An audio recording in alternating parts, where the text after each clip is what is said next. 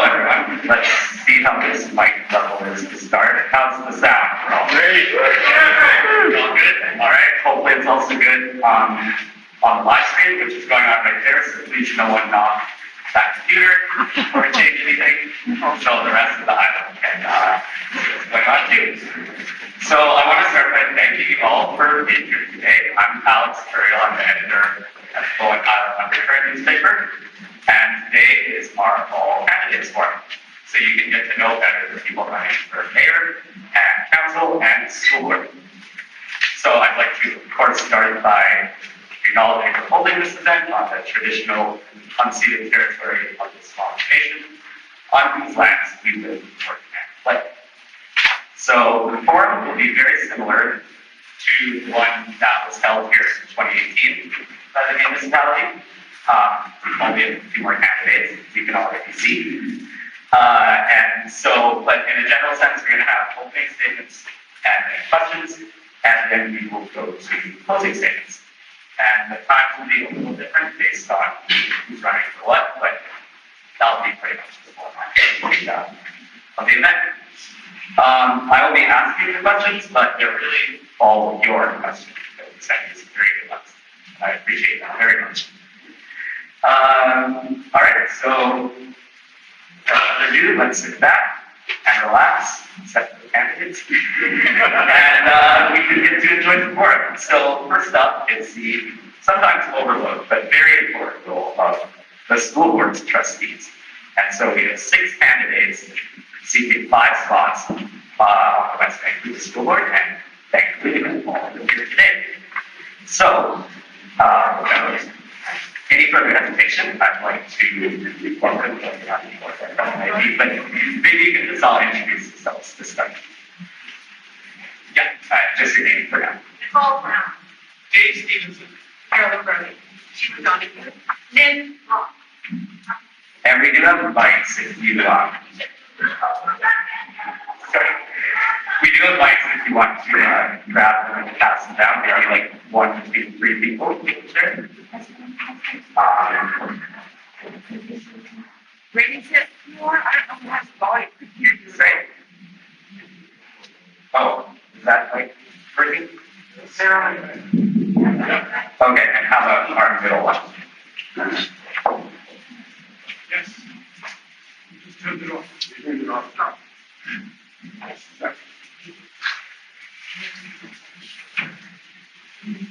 Okay, so we'll start with the opening statements, and we'll move from closest to me to farthest down. So if you'd like to start us off, 1 minute, please. Can everybody see me or which one is that? Yeah. Always. Where are you? What is it, the podium or standing here? This is So good afternoon, Board.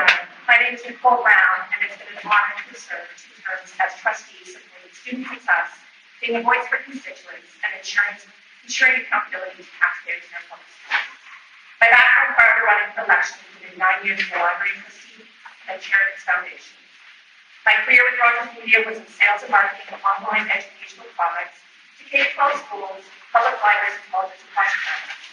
I'm a parent of 2 whose youngest just graduated from one of our high schools last spring. I'm currently vice chair of the Metro Branch School Trustees, the district's representative of the School Employees Association, and chair of our community committee. I care about student wellness and achievement. I care about being a good employer and retaining and happy employees. And I care deeply that the community of Rhode Island continues to have great confidence in public education. Thank you. Hello, and thank you for a chance to share my platform with you. My name is Dave Stevenson, and I'm asking you for your vote to continue to be one of the 5 voices on your school board. I have faithfully served as your trustee for 29 years, making the right decisions to guide and manage this wonderful school district. I know we do a lot of things well, and we will continue to improve. I have and will put student achievement and success as my #1 priority. As a college administrator, former instructor, and counselor, I understand education and community, what makes effective programs, and how to help all our students create a future. I know how to keep the school district looking forward. I know how to listen and make good decisions. I know how to manage the governance of public education and make good financial decisions. I have some new ideas to grow our budget as COVID has affected the small surplus that we use to have some flexibility. We need to build that back.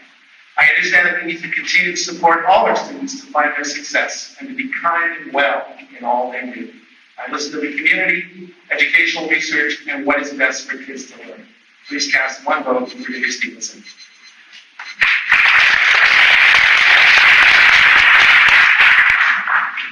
Good afternoon. My name is Carol Hurley, and I believe the important role of trustees to play in improving student outcomes while ensuring members of our community have a strong voice in shaping our public education system.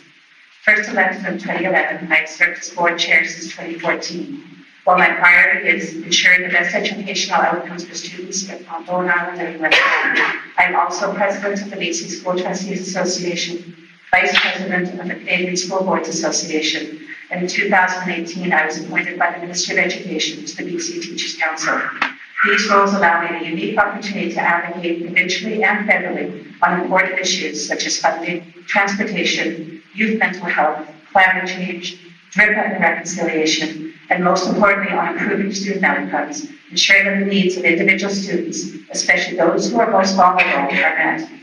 The decision to keep kids in school during the pandemic has positioned us well. There's still work to be done to support students and ensure our schools continue to be safe and welcoming, but there are a number of things we can focus on going forward. Thank you.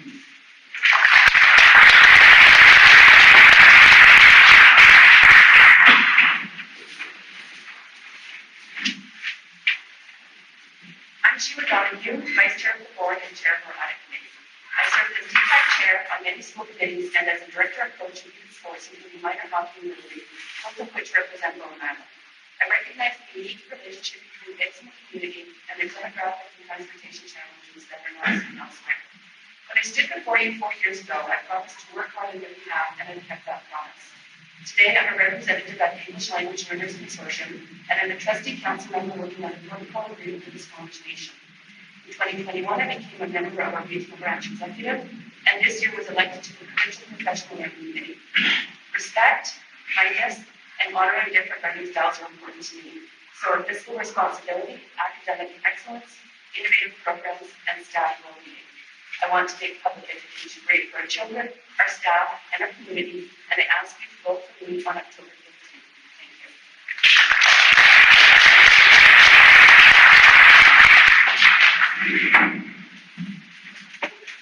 Good afternoon. It is a delight to be back on Bowen. I would like to start by thanking our host and all of you for taking the time to be here today. I'd also like to thank my fellow candidates for putting their names forward to serve our school district. My name is Lynn Block, and I'm running for re-election as your school trustee. Bowen holds a special place in my heart. We raised our family for years on white sails in Bowen, Tunstall Bay, and I have many lovely memories of my children here at base, and serving here as a proud parent.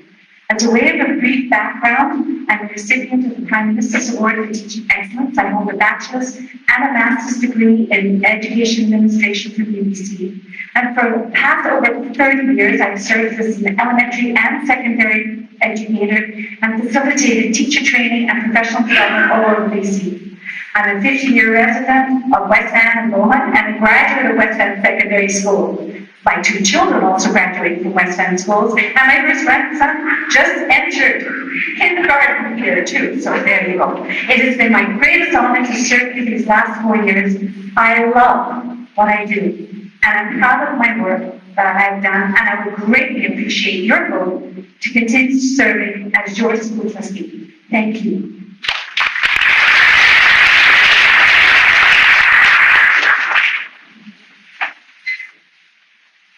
Good afternoon, everyone. Thank you for Undercurrent for hosting this event, and thanks to Alice for inviting us here. My name is Felicia Ju.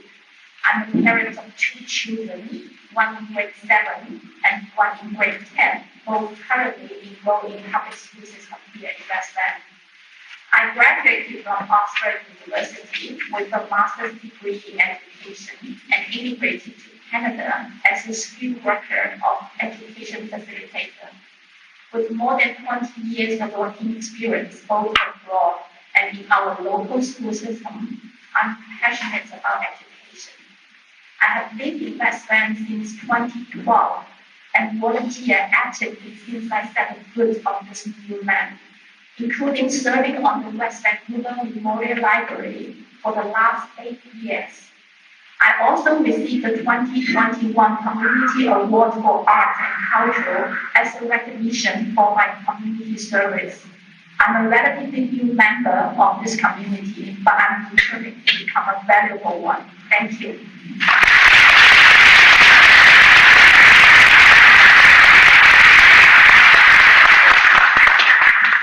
All right, thank you, everybody. So that brings us to our question for the school board trustee candidates. And that is, what do you feel is the biggest issue facing the West Vancouver School Board over the next 4 years? And what will you do to address it if elected? And we'll start at the opposite end this time. 1 minute, please. Okay, that's the old saying, so it takes a village to raise a house. However, but that doesn't mean every village has the same idea to achieve the goal. We don't have to reach consensus, but we always need to discuss the differences. Communicate with respect, increase the mutual understanding, and build the trust. West Van has been doing very well, but there's always room to improve. So I will continue because I'm closely tied with the current school system with 2 children still in the school system. So I'm passionate and genuine and caring. So I will work very hard to engage with the community and just to work very hard to reach that, build that trust between the members to improve our public education in general. Thank you very much. Next up. Fine. I think you can hear the same response all the way down the line. It's budget. Budget. Your school taxes go to the government, they don't come to the individual schools, John. And over the last 4 years with COVID, the first year of COVID, we had funding federally and provincially to cover the costs. We didn't have that the last little bit. Our international students that give us the extra monies decreased because of COVID.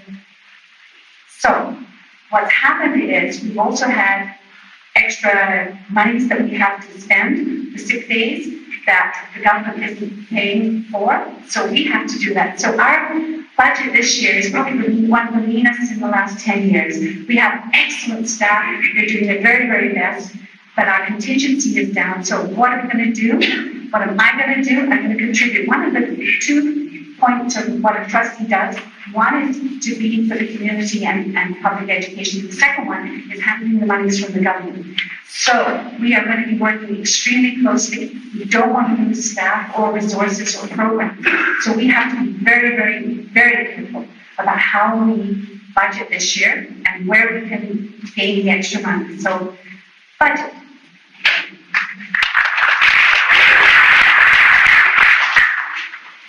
That's right. You're budget a lot. COVID recovery and the 23-24 budget are going to be big topics in the next 4 years. We passed a budget as we said very lean. However, we've used our surplus. We need to recover for next time. So what we'll do about that is we need to do very strong advocacy in the provincial government, not just to get more money into the system, but to have flexibility with their current funding models. And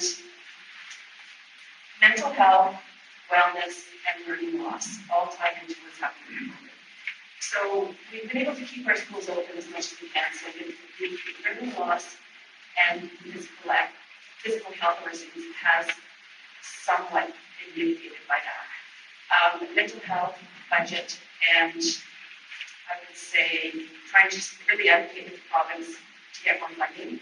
And I'm also active at ECHTA, and so that is one of our main goals for the upcoming year and probably for the next 4 years.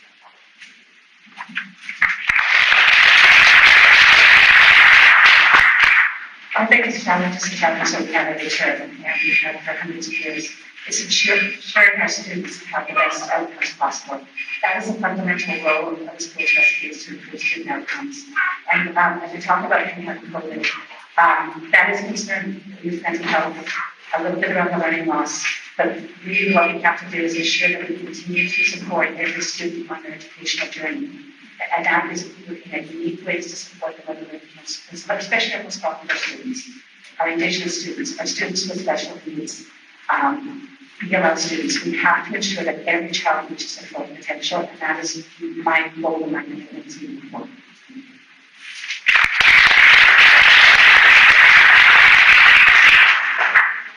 Can I say a little bit about me? When I was first elected, people said you've got a lot of good ideas, what can you do? And really, all the trustees can do is look at the facts and make the decisions based on that.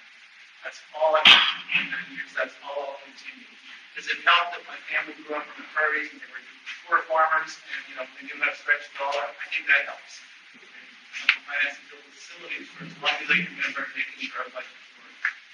Why we do that? Because we need every dollar to educate every kid in this community to make sure they work. Some kids, it's an easy task. Some kids, it requires more dollars. But at the end of the day, that's what public education is about, is making it work for every single kid so they get to have a future in watch them.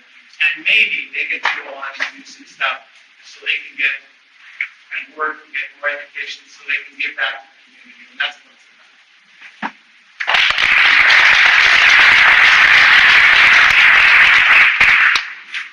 Okay, I thought I would do,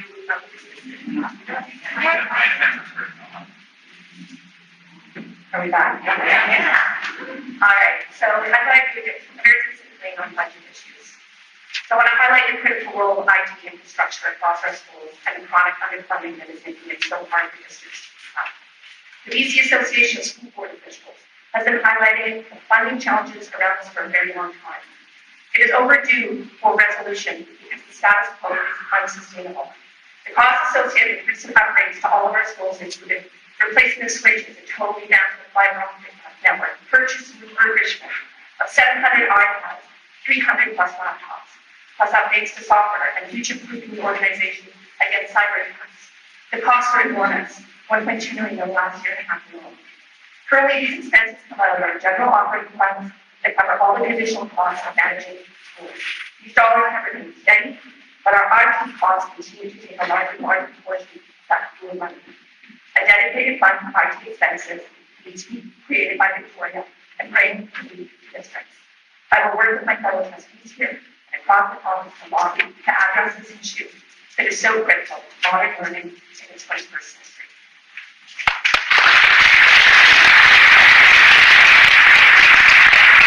All right, thanks very much everyone for all those answers. And now we will have 1 minute for closing statements. And please remember to speak very close to the mic when you're speaking. And we'll stay in the same place to start. 1 minute, please.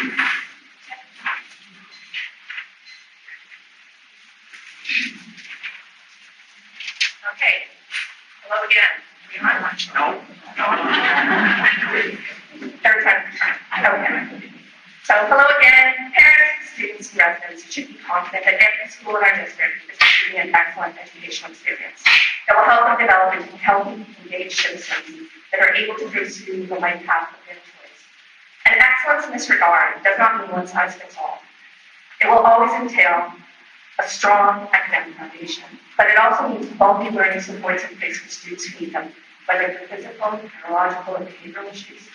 It means a commitment to programs of choice that empower students to build robots, join art and choir, become a certified yoga instructor, or start their journey to becoming a Red SEAL partner. And it means welcoming new families that may have language barriers and providing inviting opportunities for them to welcome in their school community. Success means every student being able to say, I belong here. On October 15th, I hope I will have your support to continue to fulfill this vision for your schools. Thank you.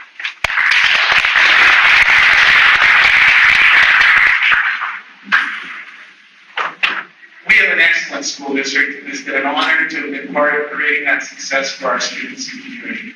Parents and family will always be the primary educator of their children's values and character. The school district teaches the provincial curriculum and provides a powerful opportunity for academics, music, sports, the arts, and all the other programs that help our children and youth find their passion and build their future. Our schools are a wonderful place to learn and grow up with wonderful teachers, administrators, and staff, and amazing support from parents in the community. We are a living example of what takes a village. My education experience means I understand the needs of students and the community and why a school trustee can make a difference to manage and improve public education and to advocate for the best funding from Victoria for our students. I ask for one of your votes so I can continue to work making Bowen Island Community School and the rest of our schools a great place to learn. I will continue to honor the trust you have placed in me. Please vote Katie Stevenson.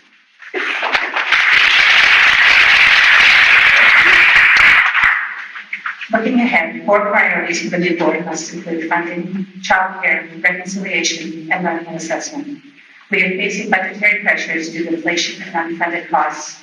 My priority would be to ensure we continue to prioritize the needs of students and support teachers in the classroom. Over the next term, the board will have opportunities to expand on-site childcare programs. This, as a community school, is a model of how we can effectively integrate before and after school care and community services into a school. Right there. Something that we will look to emulate across the district. We need to continue to work closely with the Squamish Nation to ensure meaningful reconciliation takes place, ensuring a better future for our Indigenous students. The board must also continue to focus on learning and assessment, ensuring students leaving our schools have the skills to successfully transition to post-secondary or a rewarding career. I believe that creating learning environments to improve student outcomes and supporting the needs of individual students must be at the core of our work. And my promise, if re-elected, is to put students at the center of every decision I make. Thank you.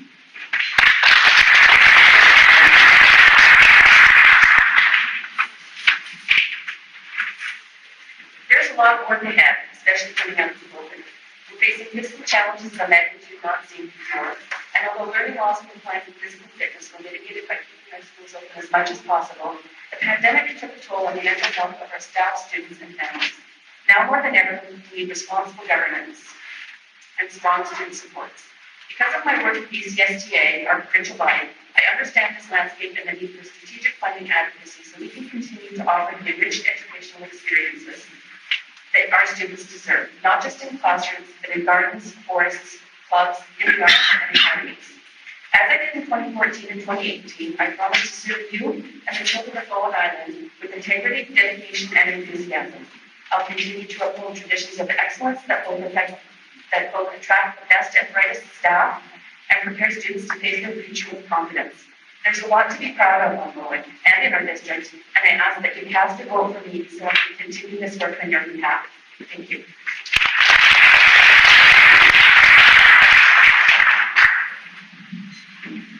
Four years ago, I first put my name forward as school trustee. I ran because I felt that my diverse experience in education and my knowledge of both Bowen and West Van was needed on the board. My first term as your school trustee was certainly an eventful one, but I'm proud to say that my unique background enabled me to make some important contributions to this board and to the district during those difficult times.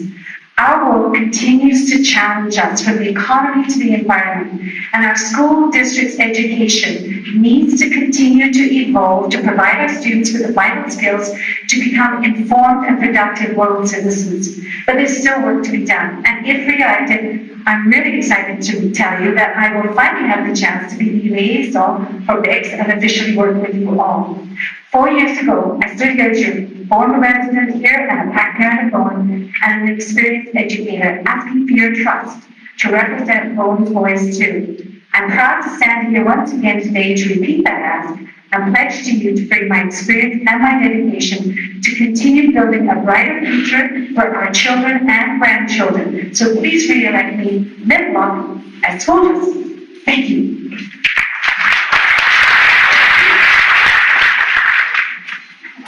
Thank you for saving the best to the best.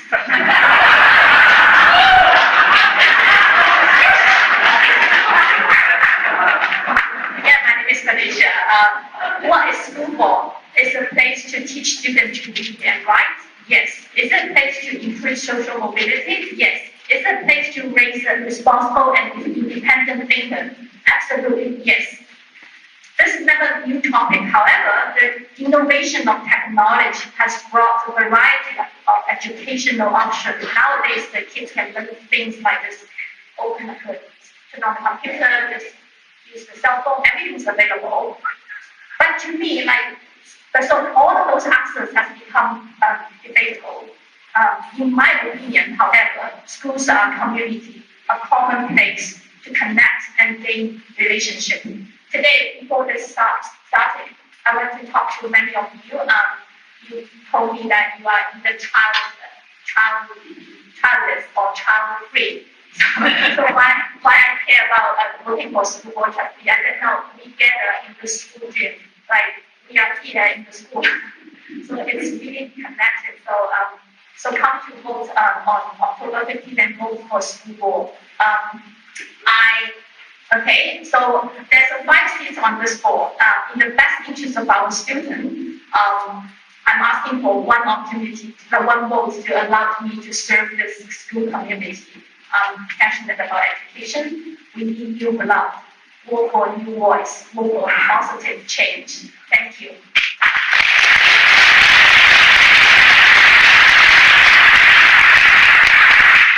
Big thanks to Lynn, Carolyn, Nicole, Sheila, Dave, and Felicia. Let's give them a round of applause.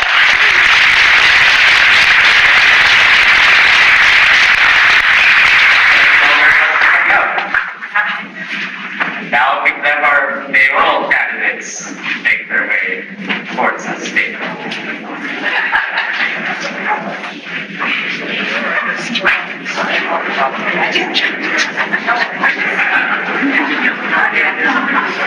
Oh, yeah.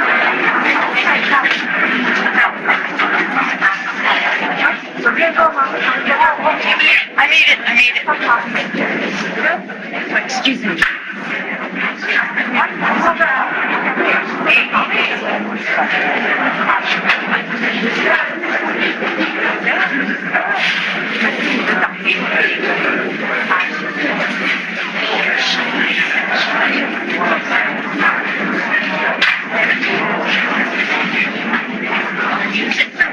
What was the second question? The answer is yes to the first one. Now, did you want to share? Oh, it's good.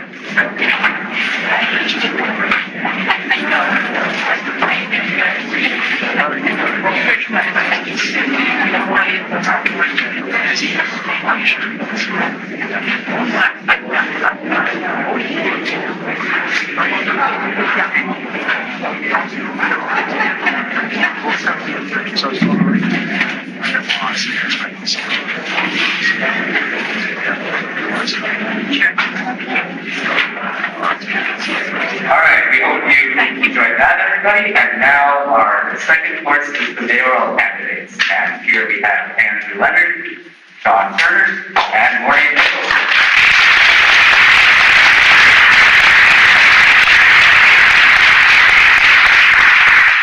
And so we're going to start with your opening statements, and if you could all please speak very close to the mic, so both people here and at home can hear everything you have to say. And so you have 3 minutes for these statements, and we'll start closest to you with Andrew. Check.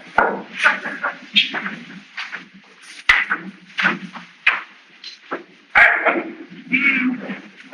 So on our beautiful island, there's treasures around every corner.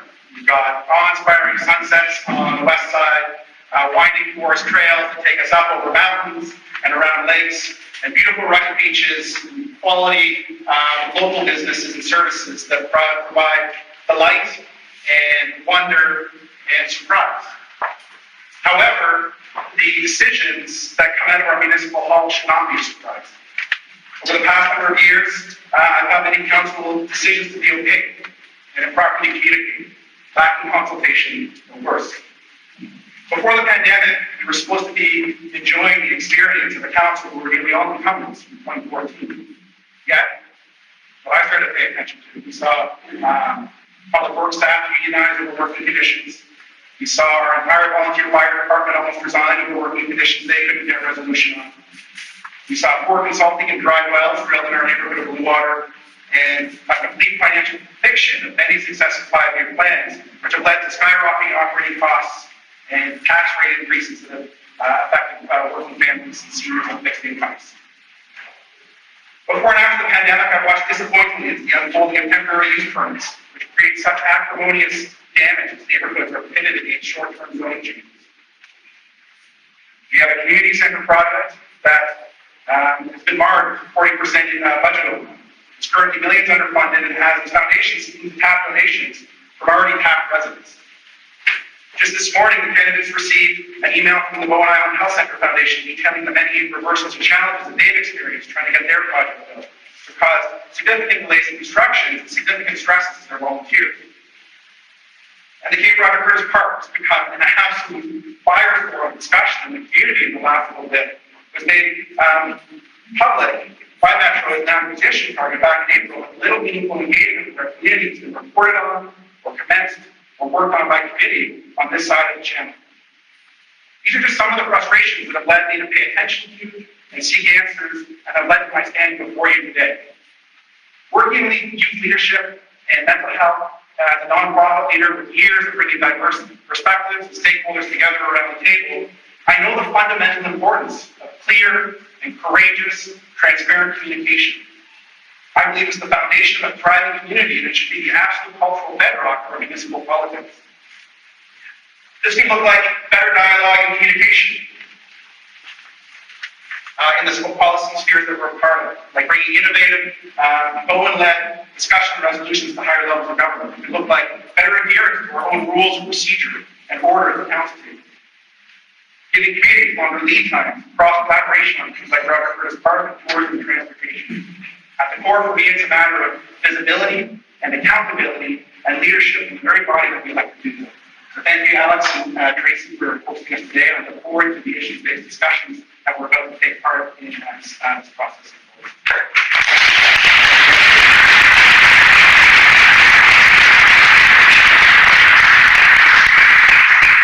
John Turner.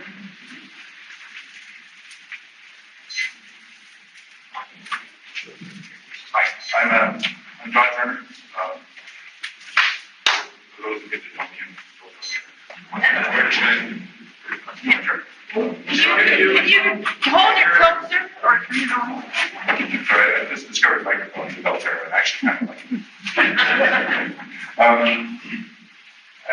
Just, why I'm right here, this is a good way to start. Why I'm right here, the park announcement kicked it off in the summer, and I just remember the last part of the debate, it was really divisive, and I didn't want to go through that again. So that's why my name happened. That was the polarizing one. Why I think sort of suits the job of mayor. I'm a low-key guy. I'm not, not the type of kind of table.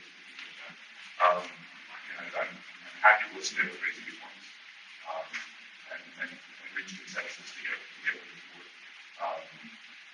forward. People have asked me, how can I be effective as I did on council? And I think that's why I can be effective. I'm not going to dismiss anyone's opinion. It's all valuable. And I also feel that if someone has a question, there's an answer. So that's how I feel about it. All transparency right now. That's what I really want to know. That's my opinion. John, please speak a little bit louder. I'll try. Thank you. It's funny, I was talking to There you Nicole, go. just in terms of projecting my voice. To me, it sounds like I'm yelling when I do this. Anyways, a big thing I'm concerned about is fiscal management. We've got big infrastructure problems, or not, I don't want to say problems, we have big infrastructure challenges. And they're actually nothing new. Stacey Beaver ran in 2014. And I don't know Stacey very well, to be honest. He's a civil engineer, a big highway project. And his platform at the time was, we need to do something that was drainage and all that kind of stuff. I think we're seeing the results of that now with the sewage treatment plant. We're tapping in.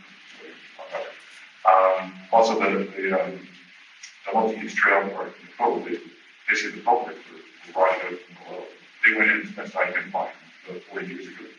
So anything around that time is going to start to fail. The 5-year plan from the budget probably going to fail with that.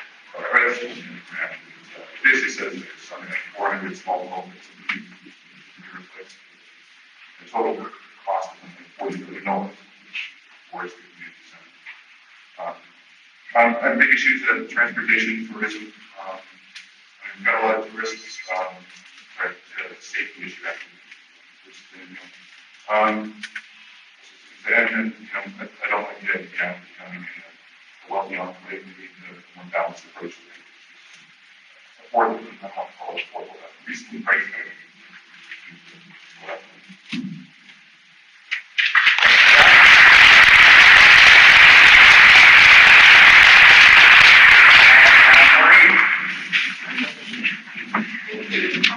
Thank you, Alex. Can you hear me? Great.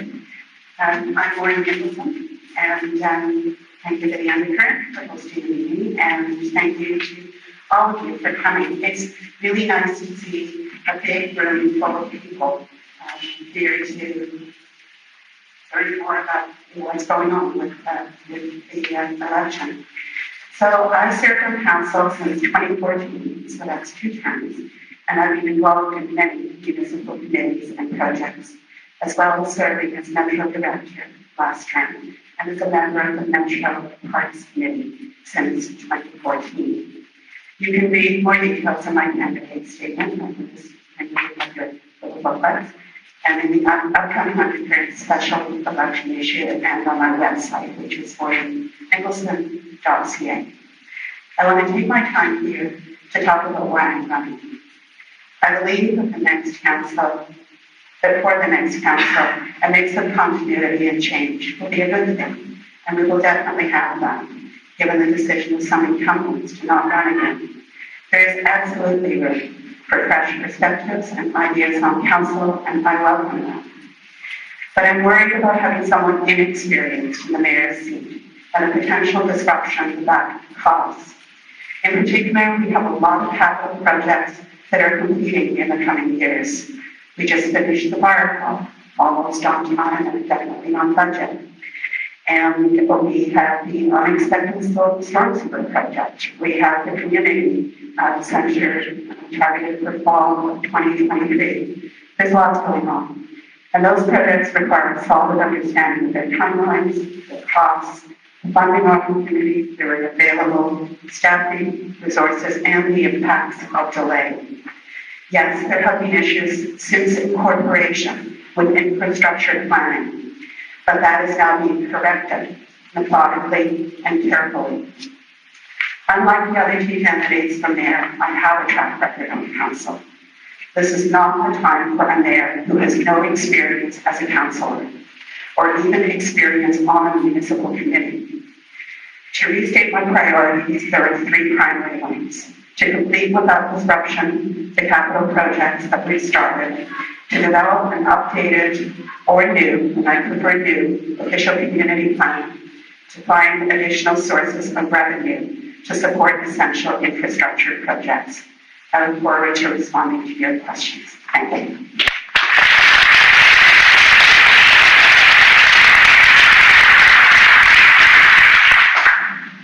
Thank you, Maureen. And I think I'll, for now, ask you all to use the mic. Maureen, it seems to be working the best. That one might be getting turned off inadvertently. All right. So we're going to dive into the questions that people have sent in. And we're going to start with one that was mentioned during your opening statements and pretty much by everybody in the last 2 months, and that is about the proposed park and campground at Cape Rock and Curtis. And so assuming this purchase goes through, what end goal do you want to see for Bowen regarding this project? And be as specific as you can, whether it has to do with ferries or infrastructure or first responders, anything else. And we'll start with John.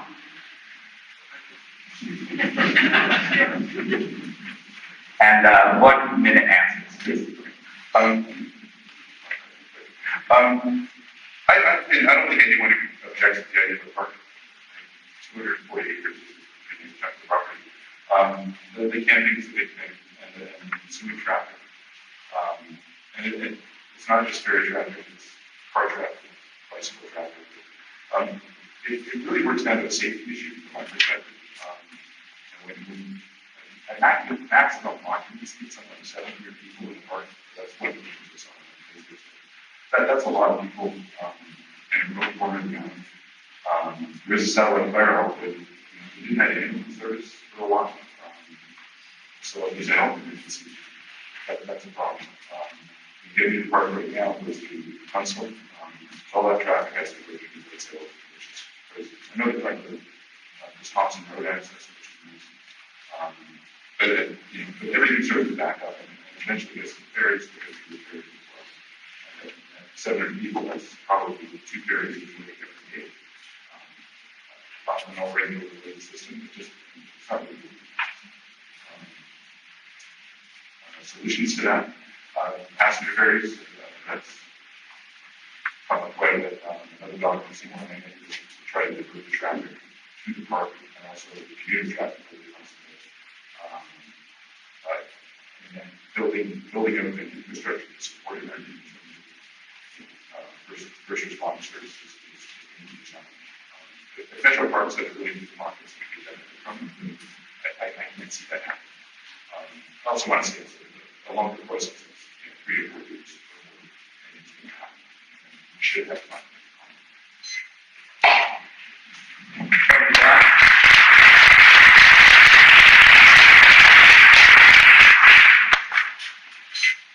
Andrew, you're up next. Hello. So assuming the park purchase goes through, what's the end goal? So let's talk a little bit about the stages that would happen in this purchase. I think absolutely the park being put into public hands, or the land in Cape Breton first being put into public hands is essential. And that's what I would like to see happen first before the discussion of park or anything like that goes on down the road. I think there needs to be, and what we haven't seen yet, is a fierce advocacy for Bowen Island's interests. So we haven't seen any of the issues pushed out into the community for engagement, despite the fact that the park announcement was made publicly back in April. And that looks like engaging our committees, engaging our organizations on the island, from tourism to transportation to our relationship with TransLink, and also infrastructure issues like roads, traffic, water, and fire, particularly given that we are on a trunk road system here on Bowen, and I've got family and friends who are on White Sails who are very, very concerned with some of the additional traffic. But the benefit of having it put in public land, and what I haven't heard talked about so much, is what happens if it's not. So right now we've got 10-acre estates out there that have many, many outbuildings put out there that can be built up for more short-term rental housing. So I think absolutely putting the land in public trust is important. We need to, within our holistic relationship with Metro, it's not just the park. We've seen some projects that have been put forward by Metro and the Park Committee language on the vine. The orchard has been stalled for a number of years and it hasn't been completed. And one of my questions is how can we look at stewarding 100 acres of land out on the Cape when right now we've installed on stewarding 1 acre of land in the orchard, which is probably some of Bowen's most cherished history on the island. And that's what I would like to see better for. So I'd like to see a more holistic relationship with Metro, looking at all of their assets on the island, a fierce advocacy for Bowen's island's interests that comes bubbling up and generated from our public engagement processes, and then ultimately something that's going to be an absolute work of art for Bowen and visitors that we have, but also our residents and our children, and educational opportunities, and the Indigenous educational opportunities that we have on this island. So that's my part answer in a minute.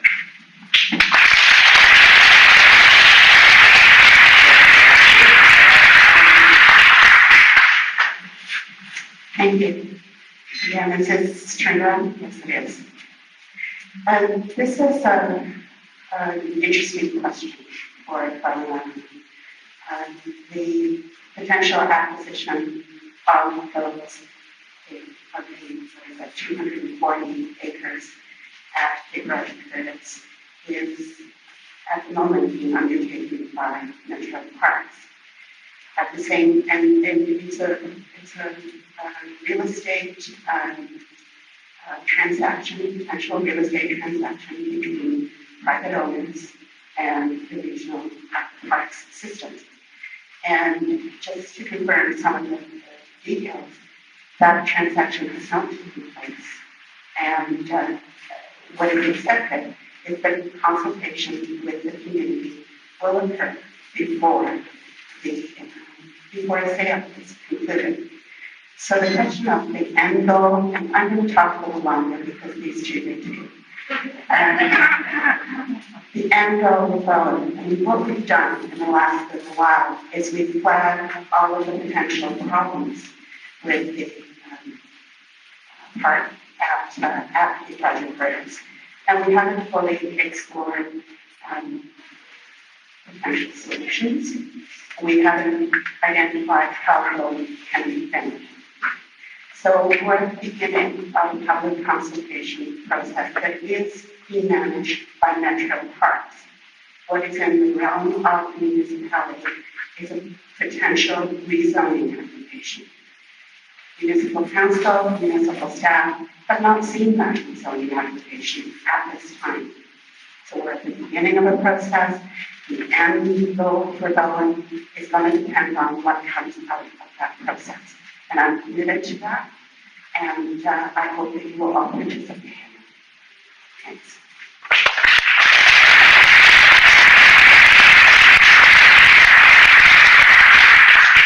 Thank you, Maureen. All right, so we're going to move along to a housing question now. And that is that affordable housing rentals are slim to almost non-existent on Bowen. It puts many people who work and live here in difficult situations, and it also puts businesses in a hard spot because they have trouble hiring and retaining staff. So, how would you work to expand the affordable rental market on Bowen in the next 4 years? And if you could touch on the Birch project in your answer, that would be wonderful, and what you plan to do about that. And we'll start this one with Maureen. Could you say again what the question is? Yes, so it's how would you work to expand more affordable rentals on Bowen in the next 4 years? And if you want to comment on how council can help the Birch project, that would be one way as well. Okay, thank you. This is an issue, and I'm sure you all know this is not just a Bowen issue, this is an issue everywhere. And some of the things that we have done in the past 4 years to address rentals, not always affordable rentals, but rentals, is we enabled the building of a rental building on Trunk Road. I'm a member of the housing committee, and the things that we have been looking at, particularly in the last 2 years, have to do with elements of the land use bylaw that restrict the development of affordable housing on this island. And we've done that. We've presented that to council. Most recently, we developed recommendations to council for cluster development of small homes on somewhat large acreages. So looking at the policy constraints on building affordable housing has been a task that we have been engaged in within the housing committee. And as well with Birch, we have, speaking about council, we have maintained a good relationship with the respective ministers and BC Housing to recommend that a new funding stream be established for small communities, because at the moment Birch is competing against big organizations that can promise to deliver 300 affordable rentals. That's not going to happen on Bowen. We're small, and having a stream that focuses on small communities and funding those projects will help. So we'll continue to advocate for them.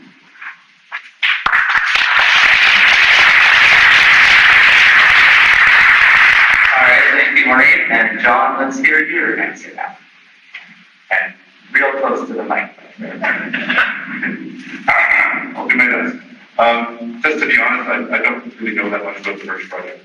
I mean, I've seen it, but I haven't actually done a lot of research on it. We'll look into it tonight. In terms of just housing and realistically priced housing. I'm trying not to use the term affordable. I mean, I like to speak in specifics.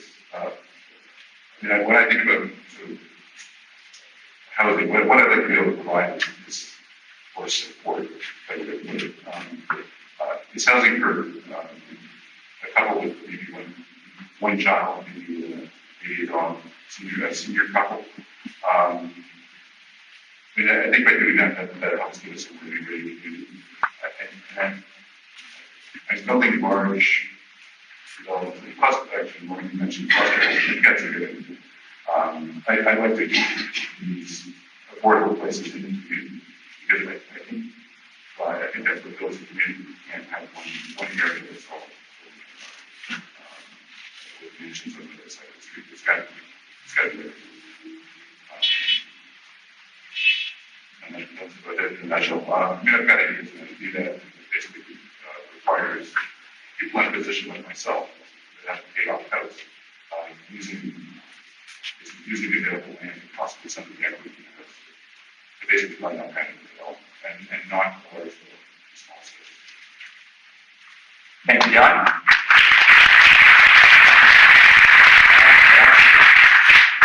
So just to back up to that question, I think there's two questions in that. So one looks at the dealing with affordable housing, which Birch is looking at in terms of, they call it resilient housing. The other one is, affordable housing for temporary workers or folks in median income and folks that are earning a living wage. And so let's separate those out. I think when it comes to Birch is a project their project's been worked on for a long time. They've got architectural drawings, they've got a plan, they've got an operational partner in terms of actual housing that's nearly shovel ready and could be deployed in the community. I mean, they're the closest thing that we have. And they're a nonprofit that's taken on a lot of the operational costs of doing this through volunteerism. So I would like to see us get out of the way as much as possible in creating that housing, whether it's flat out giving them the land under strict covenant and restrictions and whatnot. I think that's an opportunity that we should be looked at because it's time to pay down the social housing debt that we incurred on Bowen by not constructing. The rental housing piece, rental housing in the municipality's 2020 housing report, rental housing is the only housing that can be afforded by most resident configurations, singles, couples, families, whatever, because ownership housing is stratospheric. There is not a single type of housing that can be afforded at the median income in British Columbia to be purchased by a single resident, a couple, a family. So rental housing is our only option right now that needs to be built. And if you look at the tools the municipality has to do that, through zoning, through covenants, land use planning, and land use bylaw, and that needs to be done, frankly, immediately, in clear, concise, and thoughtful ways that actually push something forward into enactment instead of division conversation.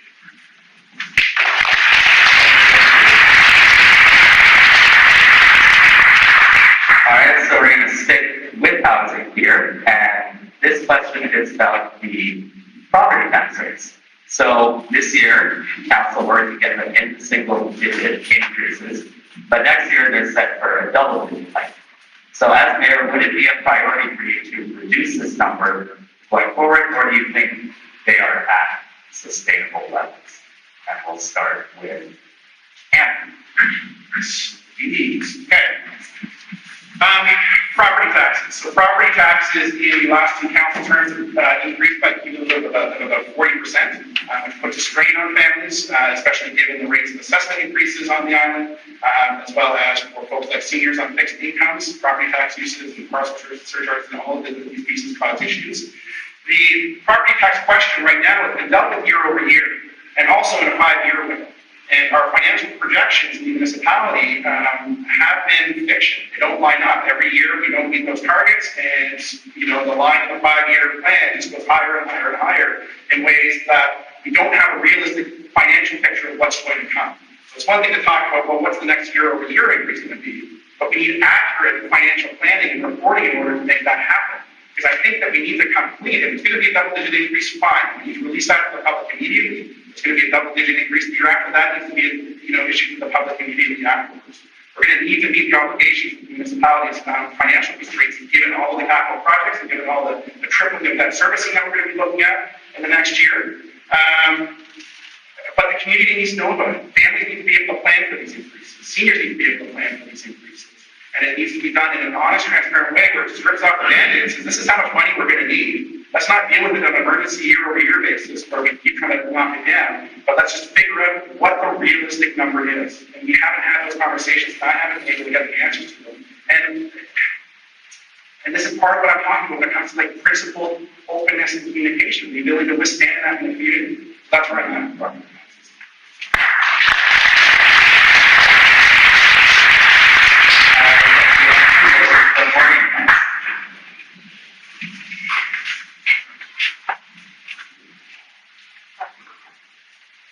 Is this true? Municipal budgets are required to be developed and presented on an annual basis. It's the law. You have to. Municipal budgets are required to include a 5-year plan. That 5-year plan may very well change. Certainly in other municipalities, it has done so. So the process on Bowen is no different from any other municipality.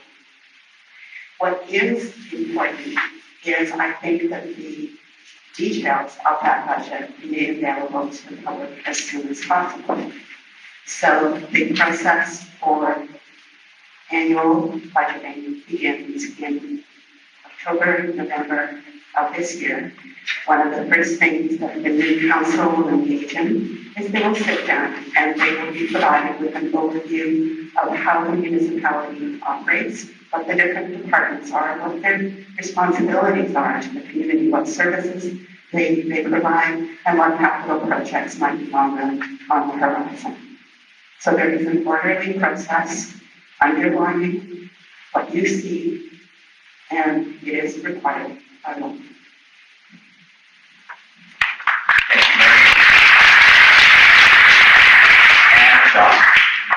I'm trying to talk about it. Although I'd like to whisper this because I don't see taxes going down. We may be seeing 10% increases for a while. I don't want to say if we're lucky, but I wanted to do Felix. Sorry, she asked me what it was reading, and I should read something to do with getting what. But I took that to heart. I actually said, well, I should have a look at the budget just to see what's there. And it surprised me because the 2022 budget wasn't actually on the website for this ballot. I don't know anyone else that wants to go look at budgets. But the Undercurrent, Alex had done some articles back in April, just to summarize the budget, and it included comments from the department heads of this ballot. And the thing that scared concern was from the public works guy. It was the comment of sewer and public was it's going to be a huge cost over the next years. The other thing in there was debt repayment. This year, our interest on loans is $200 million. Next year, it's going to be $780 million. And that's, I think it's into 2026. But if we're looking at more infrastructure, reactive infrastructure projects like culverts and so, I see this worrying for money and basically those tax rates are taking place. I mean, it is expensive to live here, and I'd love to buy it and tell you that I think taxes are going down. I think we need to face reality. I mean, financial accountability, and actually one thing I wrote on the website, I'm hoping to deliver more value to those tax dollars. I'd love to say that they can go down. I don't see, hopefully, we try to deliver more value to that dollar.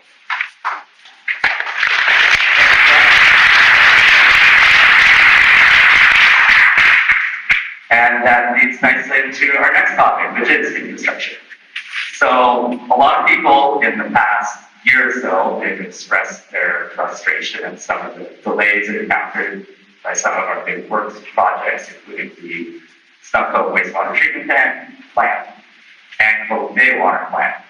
So how would each of you work to make sure that moving forward, we avoid some of these delays, which are still ongoing, especially since we have some pretty massive road and culvert projects coming up in the next term? And we'll start with Maureen.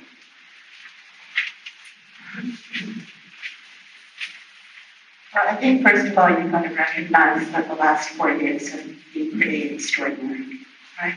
We had COVID, and in the middle of all that, we still have issues related to that. It's made certain projects difficult to proceed with on a timely basis, and it's also, frankly, difficult to get some contractors to work on Bowen Island. For a small island, their projects tend to be small. And if you thought to make a decision as a private business person between a large project on the North Shore and a small project on Bowen Island, you're probably going to choose the large project on the North Shore. So we sometimes, as a community, go to the bottom of the list. Even though we've got good relations with contractors, even though we do an appropriate tendering process, we go to the bottom of the list because of what we are offering to potential contractors is small. The project management that is undertaken within the municipality is very challenging because of simultaneous projects occurring in our community. And you might ask, well, why are so many of them going on all at once? They weren't planned to be going on all at once. There were projects that are at the moment ongoing that should have been finished, and they didn't finish for a variety of reasons. Go to the bottom of the list. COVID, workers not being available to work on the project.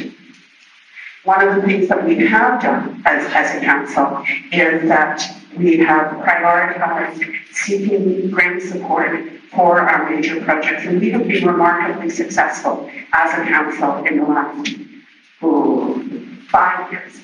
We've brought in $16 million into municipal properties in support of infrastructure projects. That's a fact. That's money that you as taxpayers are not having to pay. So please do keep that in mind with your criticism of delays in infrastructure projects. Yeah, there have been delays. Yeah, there have been reasons for that.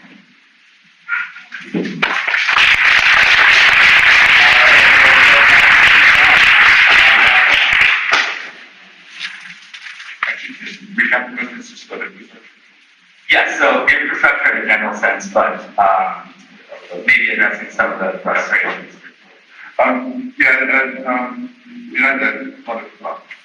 For those of you that don't know, I'm an engineer. I have this numbers oriented thinking. It's also quite practical. Projects like the water treatment plant, I'm at a loss to explain why it has to be able to move forward. The subject seems to be related to the filters that we use. And water filters are generic. Again, I'm electrical.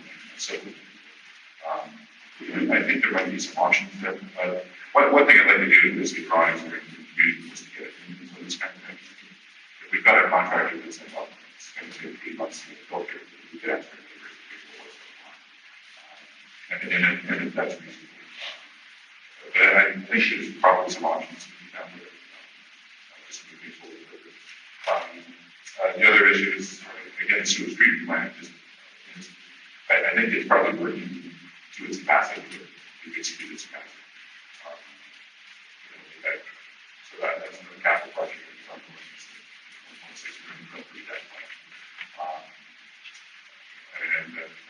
And I'm hoping it's going to be launching a plan. Ever increasing demand. I found out on Thursday that the health center just could be connected solutions. I don't think we're going to yes, general infrastructure, things are tapping out, and they're going to be replaced, and it's not cheap. To Marie's point, yeah, it's hard to get contractors over here. If there's a way we can do it locally, that'd be fantastic. sort of end the process. Probably. But it's, I mean,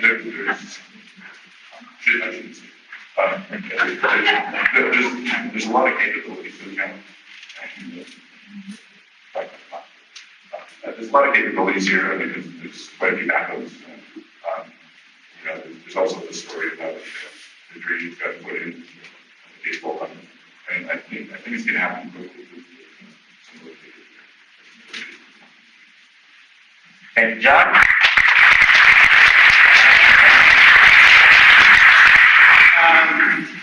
So how to deal with some of the delays and the cost overruns? I mean, I think one of the glaring things to think about is I would be looking at awarding some of the largest capital projects that the municipality has ever seen, one of the most socially challenging, globally challenging times that the world has faced in our generation.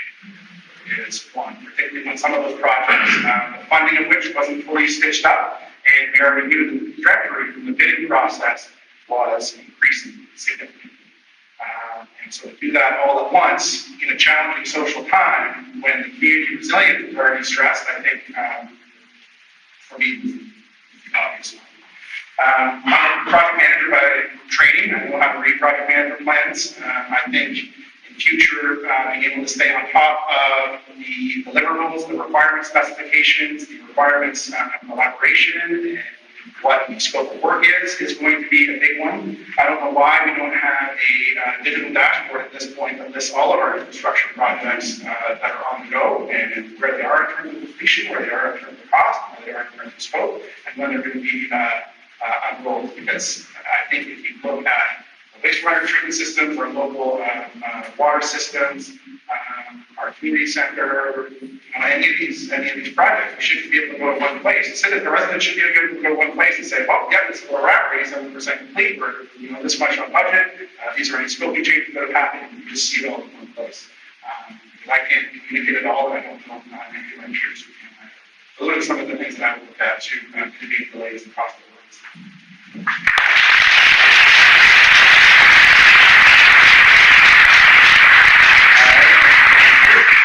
I want to switch over to healthcare now, which is always of interest, and especially in rural communities. So we had earlier this year that stretch of time where many of our ambulances were not filled, and now we have the healthcare center, which is looking to make it to completion. So I'm wondering what your priorities are for healthcare in the next 4 years, and if you could speak especially to the health center, not only how you can help it meet some of its structural and building needs that it still has left to do, but also how you're going to make Bowen attractive so that people will come fill it, doctors, specialists, and all the people we need here on campus. And Andrew, we'll start with you.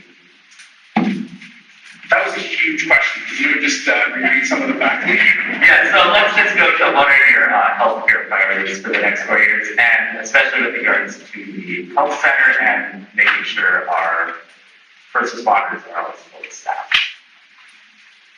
1 minute. Okay, so healthcare priorities on the island. I mean, we've got a really diverse, demographically diverse population on the island. We're a family with kids. We have my mother-in-law and father-in-law who works on the island, so healthcare on the island is absolutely important, particularly as the island becomes more used and we see more tourism use on it, but also so that we don't need to receive emergency care off island. The relationship, so with the health center specifically, the relationships that we should be having with nonprofits, whether it's the Health Center Foundation or Merch, is one, the municipality has bureaucratic infrastructure that needs to be able to take on some of the challenges that these folks as a volunteer organization experience.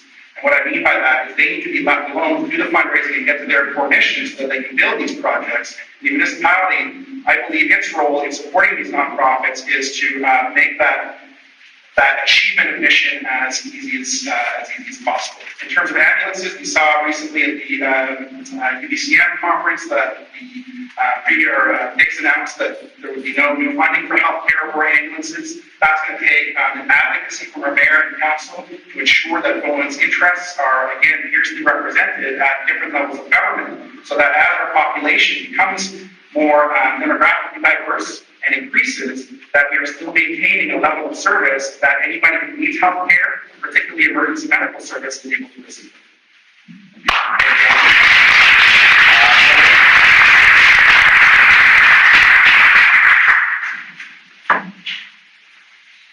Well, in the last 8 years, probably, I have supported the activities of the Health Center Foundation, and I'm pleased that even though there may have been points where things were a little rougher, took a little longer, I'm pleased that in conversation with Tim Rhodes, he confirmed that they are on track and essentially on budget for opening next summer.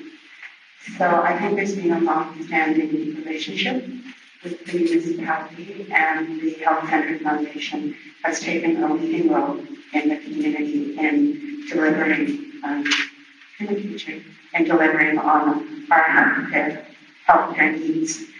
So I understand that there is a future ask that may be coming from the Health Center Foundation, and as I did with prior asks from the Health Center Foundation, I will likely support that ask, and we'll see what happens at the council table. The first responders issue, I was actually at UCM, and there were many presentations related to the situation of small rural communities in this province. And there were enormous hardships. I know we went through a lot of uncertainty, but there were outright hardships and deficits experienced in some of the other, particularly the northern communities in British Columbia. So the province, we can advocate as a council, but the province has a responsibility to the entire, all of the communities in British Columbia, and we may or we do not rank highly. The province has supported the Health Center Foundation to the tune of about $1 million, I believe, was the funding that Adrian Hicks announced when he was on Bowen. So my priorities for healthcare in the coming 4 years are related to helping to support the Health Center Foundation in its initial years of operation, and continuing to pay attention to what is happening with first responders throughout the province and looking for opportunities there, but like the money.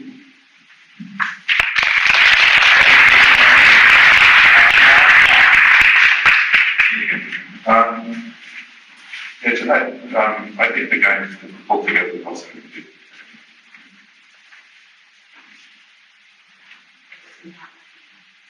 Oh, sorry, the people involved in the job. And that's probably Tim Rhodes and a bunch of other people working in the background.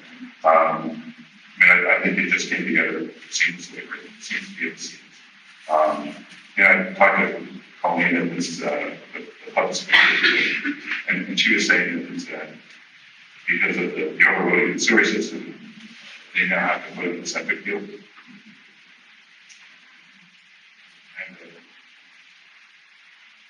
And I just think we should do everything we can to support it. Well, we should do everything we can to support it. I just had an emotion. But, and I think it's going to be basically a huge plus in the community. I have absolutely no reservation that these guys aren't going to be able to find a doctor to come here. People already want to come here. Basically, family doctors, which is a big given problem. In the ambulance system, I wish Gail were here. Gail was one of the councillor candidates. She's an ambulance attendant and has some very interesting insights on how to deal with people in service.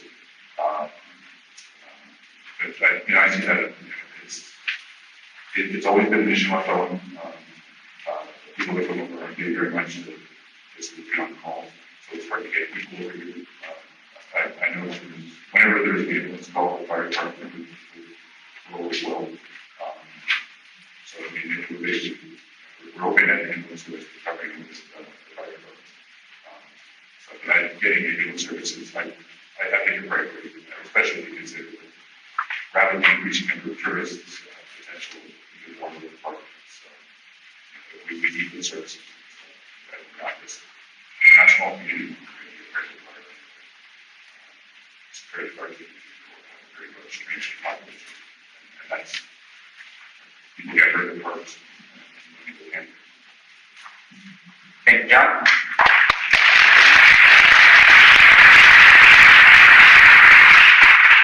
All right, so now we're going to talk about tourism. So we all know we live on an absolutely beautiful island, and naturally people want to come and see it. And this leads to some very busy summers, especially the one we just saw, where people are traveling more and more now that COVID is winding down. So, what steps would you take to make sure tourism benefits all of Bowen and does not overwhelm our resources and infrastructure going forward? John, we're going to come right back to you for this. Great. In the short term, I think the best we can do with tourism is try to add just the traffic flow through the cove. And they're all in the same area, they're all in the area, so they all show up at the same time. I mean, I think simple things we can do is run harass, say, Corporate Green or old school, we can run water taxi service for either locals or for tourists. With tourists, if you can fill up a water taxi for 40 people, you can give them a tour of Howe Sound and have that water taxi ride offset from the ferry. And that's a very simple way of trying to even out the traffic flow to the coast. And other ideas that sort of kicked out there is especially at the shuttles at the side of this park maybe go over the ferry.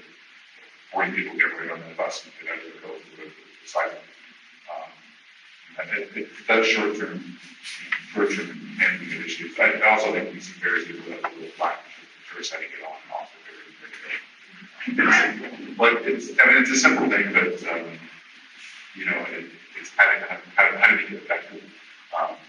You know, I just see big street monitors just telling people to sit down and stay right, just I mean, there are, someone was saying there's 200 people on one ferry last week for the tourists. I mean, and this is in August, or sorry, it's October. Yeah, so the summer was bad. Good, depending on how you look at it. But I mean, you have to manage that people for. And a little bit using this with the SAB, we should be looking at theme parks, for example, having tourists affected.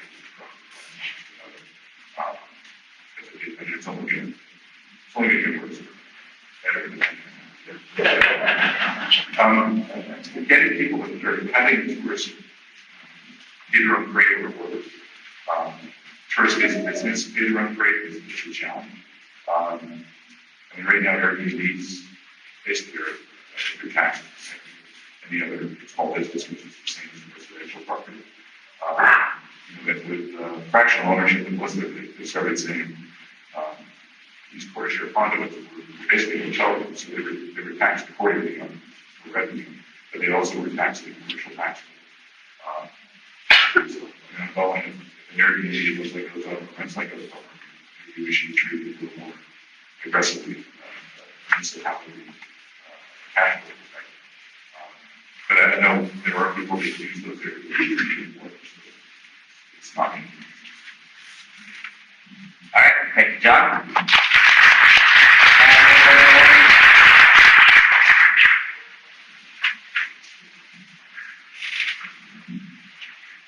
This is something I thought a lot about, in part because I'm a Metro Parks representative, and all the parks in the system are facing challenges with people having discovered, particularly in the last couple of years, that parks are a great place to be. So overloading communities is something we spend a lot of time talking about, and things like shuttles and better signage. It sounds silly, but you come off that ferry and if you're a visitor to Griffin Park and you have a car, you don't know where you're going. You're just getting off the ferry. Recently, there was a ferry advisory committee meeting, the first in quite a long time. This is the committee that BC Ferries convenes. And we actually, I think, managed to convince them that it would be a smart thing for them to provide handout when people buy their tickets to come to Bowen Island and haven't been to Bowen Island. And it explains how the ferry lineup works on Bowen, that they don't pay to go back to the mainland. So some of those little things, John alluded to, but those are underway. The MRDT, the municipal and regional district tax, has come up a couple of times as to why don't we have that? That would give the municipalities some funding that would help mitigate the impacts of tourism. And we don't have it because we tried to introduce it some time ago, pre-COVID, the introduction of our short-term, the full slate of short-term rental regulation. And then people weren't staying in B&Bs and residential guest accommodation. So we need enough time to be able to go back to talk with the people who own the B&Bs and the residential guest accommodation, own enough of them, because they're the people who actually determine whether we can put this tax in place. And I'm hoping that that will be part of the consultation that I hope takes place in the winter on short-term rental regulation. The numbers, I like data, I like numbers, I like sort of tracking whether impressions are going out by facts. And up until end of July, the absolute numbers of people who were coming up with the Bowen actually went up much higher than the pre-pandemic numbers. But I think we just experienced it very differently after having 2 years of no problems with the fares. But the pattern has changed.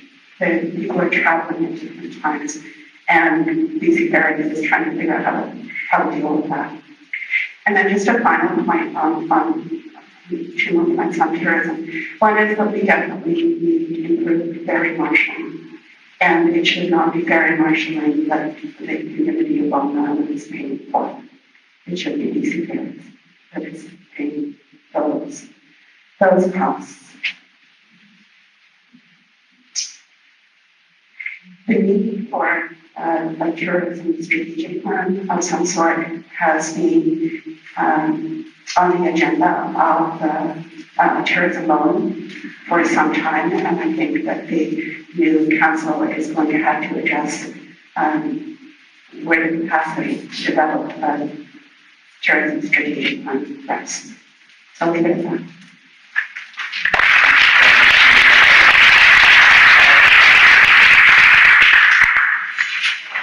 Tourism, I think, especially coming out of the pandemic and going from 0 to like full tours in the summer, is really put it on everybody's radar. I have been thinking about it in a number of ways. I recently got into it with Murray a little bit of everything else a little while back about tourism. And when I get passionate opinion like that, I like to think about what I'm missing. And what I see is the original intent of tourism is like we've got this beautiful island that we want to share, we want to be able to attract people to it in a way that builds community and supports our local businesses. And I think that is a real noble aim.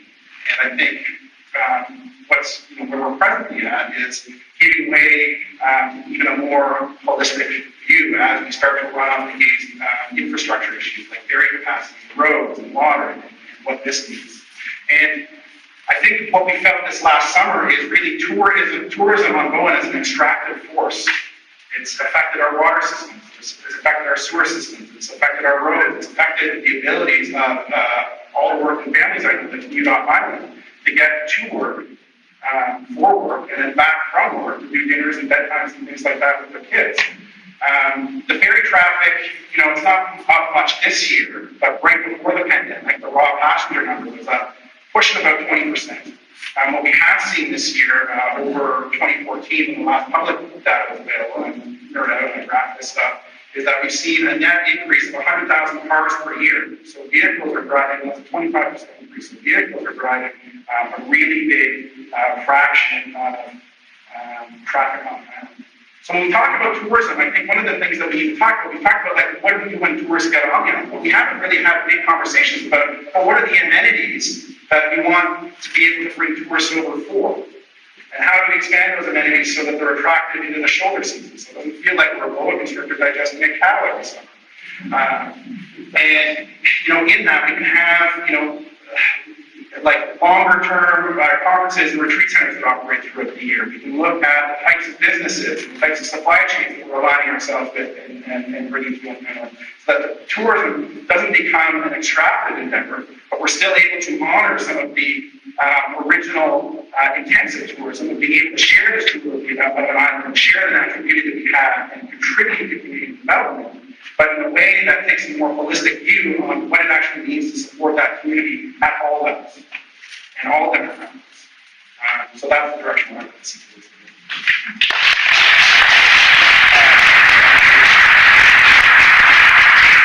So this is our last question for closing statements, and it is about Bowen's current population. So in the years of 2016 to 2021, it jumped about 600 to our current level of 4,200. At that rate, at the next census, it'll be close to 5,000, maybe over. So what is your position on Bowen's population growth? And if we continue this upward trend, what amenities do you think will be most critical to sustaining it? And we'll start with Maureen. The last part of that question was what amenities? Yeah, like what we need on the island for the extra people. Right.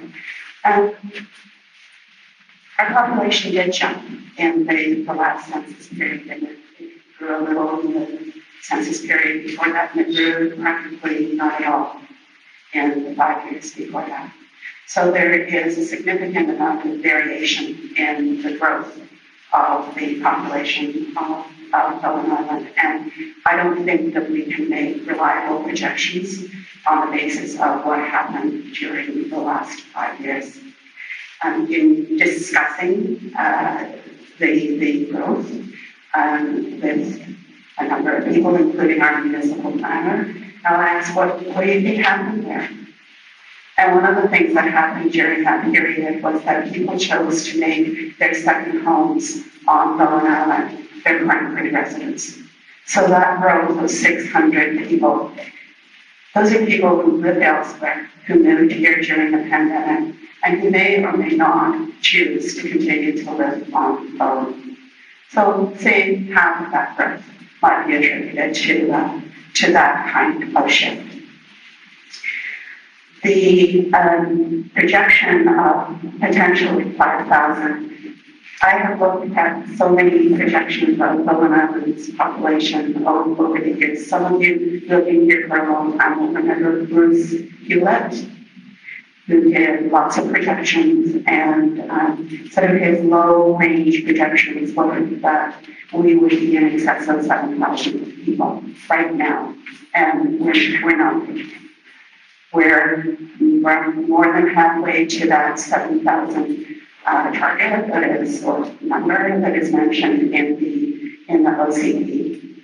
And that's something that needs to be looked at, whether in fact this island can in fact carry more or fewer people. And a lot has to do with infrastructure. A lot has to do with the form of the housing. If we add on another 2,000 single-family homes on this island, the impact of that is very different from the impact of 1,000 multifamily dwellings. So you can't just look at numbers and think about impacts. You have to think about housing form. You have to think about the makeup of the families. You have to think about the people who are leaving, who might be older, two people households, and 5 people are coming to live in that beautiful 4-bedroom house that was a family home previously. So what amenities will be needed? Well, obviously there will need to be infrastructure support for growth. And what that means is paying close attention to what is coming online, if anything is coming online in the short run.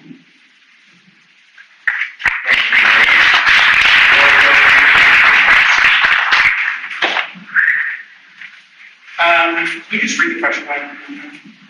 Yes, so if our population continues to, so first, what is your position on whether our population, would you like it to grow or not? And if we continue an upward trend, what do you think the most critical amenities will be to sustain what people want that? Okay, so if we do try and push the amenities, So I think we are on an upward trend. So in the last 10 years, based on census numbers, we've seen a raw population increase on the island of 11,000 people, which represents a 25% increase of population on the island. That's net. So that also includes all the new folks in the last 10 years who've come through rental housing flips and house sales.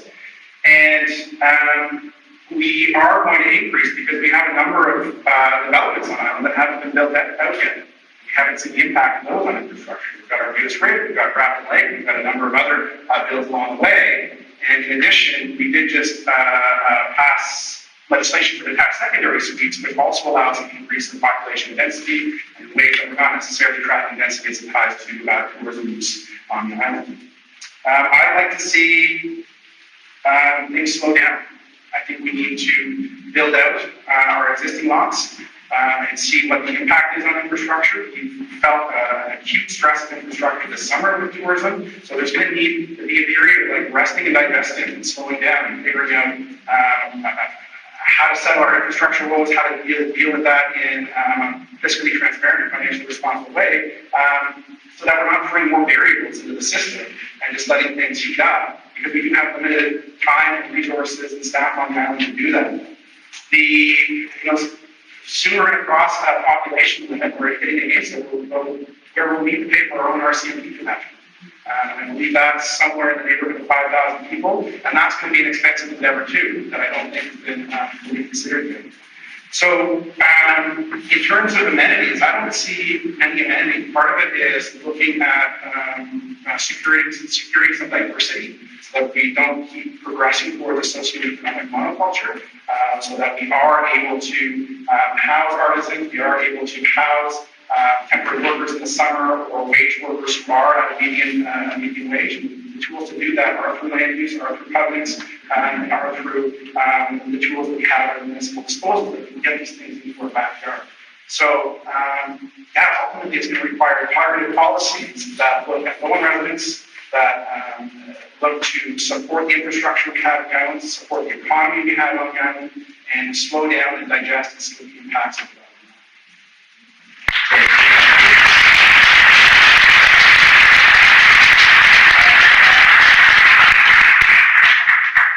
So 5,000 people, is that include tourists and campers? I think we need to make sure that the infrastructure we have, like ambulance, fire, whatever, the size can maximum occupancy in town, which has got to include tourists and campers. We're seeing 500 people a day coming over just to hang out. That's pushing our daily population up. So, I think we're probably focusing on that now. That's a tax base. One of the big things that changes is the secondary suite bylaw. Theoretically, they could build the population. And there's not going to be that. It opens the opportunity for basically control. I don't know. It increases the number, or it potentially increases the population fairly dramatically. So I would also say that we should slow down a little bit. I think we've had some big changes in the last 5 years with COVID. And I think the DOCT is something else that we should be looking at because of those changes. Basically, it's a good time to achieve this. We are seeing significant demographic changes and one going on. Also seeing the population change. I don't see the population increasing. Would you rather hear people working from home? There's no reason to live in West Van.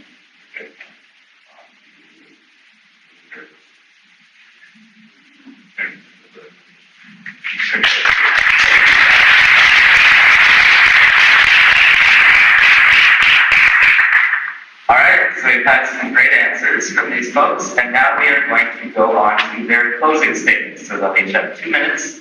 We're going to go in the opposite order of the opening statements, so Maureen, you are up first.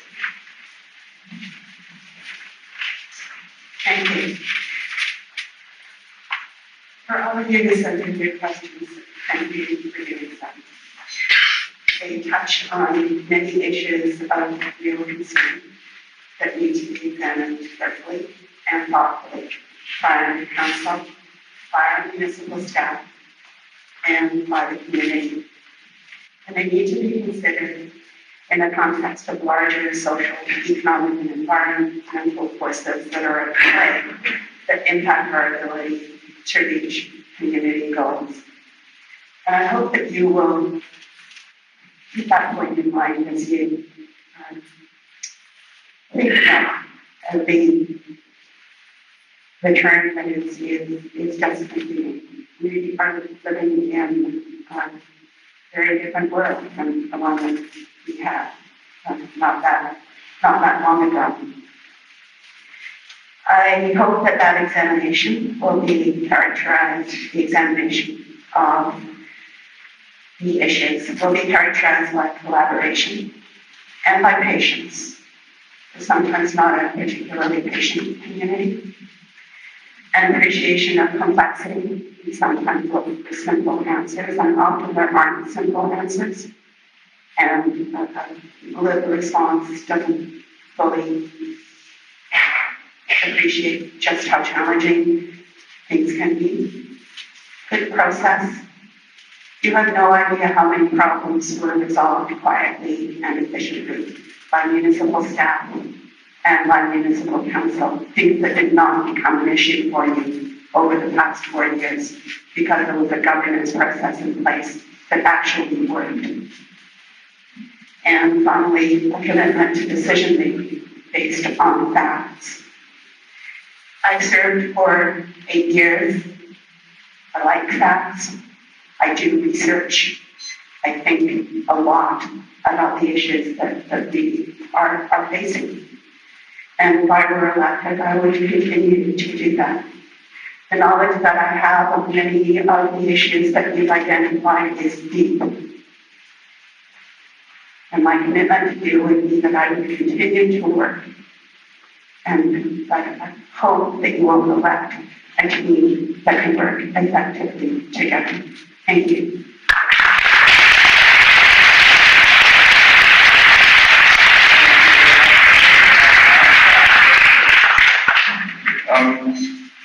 Basically, when something's needed on Bowen, people step up and get it done.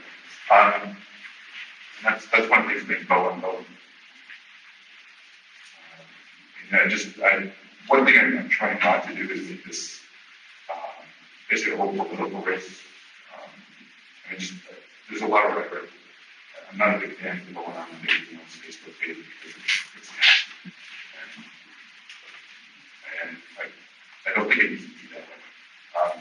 So basically what I'm trying to do is just bring in common sense to the first things.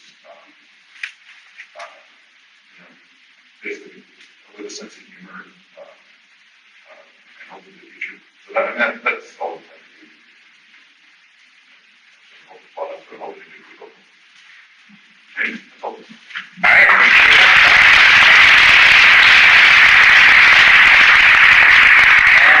Whenever you're ready. It was fun. Thanks for staying. So I believe that many of the issues that I spoke to in the opening and many of the issues that you've heard here today have given us a chain of events which have sort of stressed our community nervous system. Like firefighters and tax increases and temporary use permits and the sewer. And I think that we're at a point where anything new or anything big that comes along, opportunity or no, triggers that same stress response. And as a result, I'm sort of in a place that we need to slow down. We need to be able to rest and digest this change and our response to these issues and relax into what wants to emerge. Bowen is deceptively complex, but unadmittedly simple. We are a population of a large high school, effectively. We don't have many of the same social health and infrastructure issues of a large city. We are, however, unapologetically not all that diverse, maybe getting less so. We've got a staff of around 45 and an operating budget excluding capital costs of about 9 million. Many trade organizations would consider this to be a small business. With smallness should come agility, and with agility should come an ease of response to whatever is thrown at us. So I would offer a whisper of hope here, in that presidency is hard.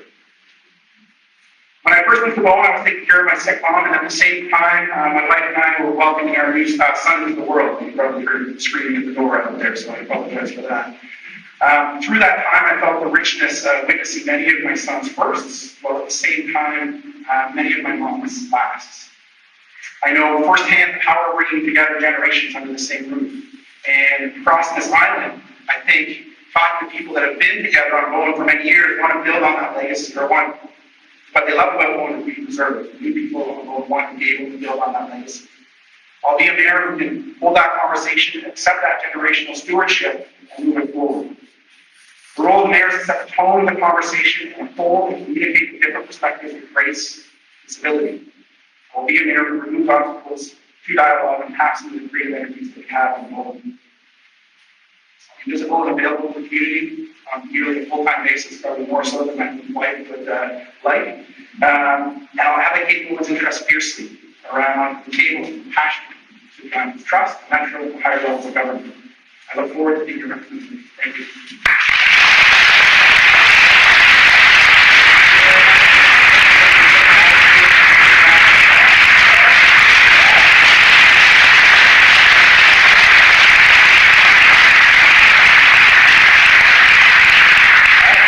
And with that, we'll swap over to the council candidates. Stand up.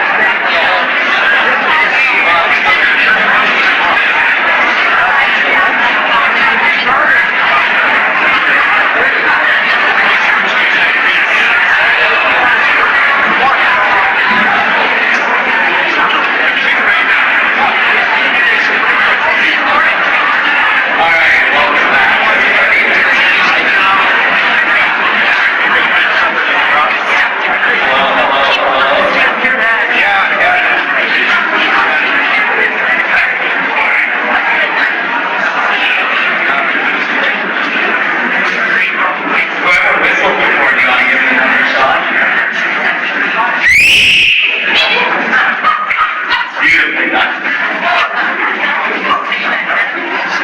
All right, so we are back with our council candidates this time, and since we went a little over with the mayoral candidates, I'm going to hold everybody to that 1 minute. Hands are done.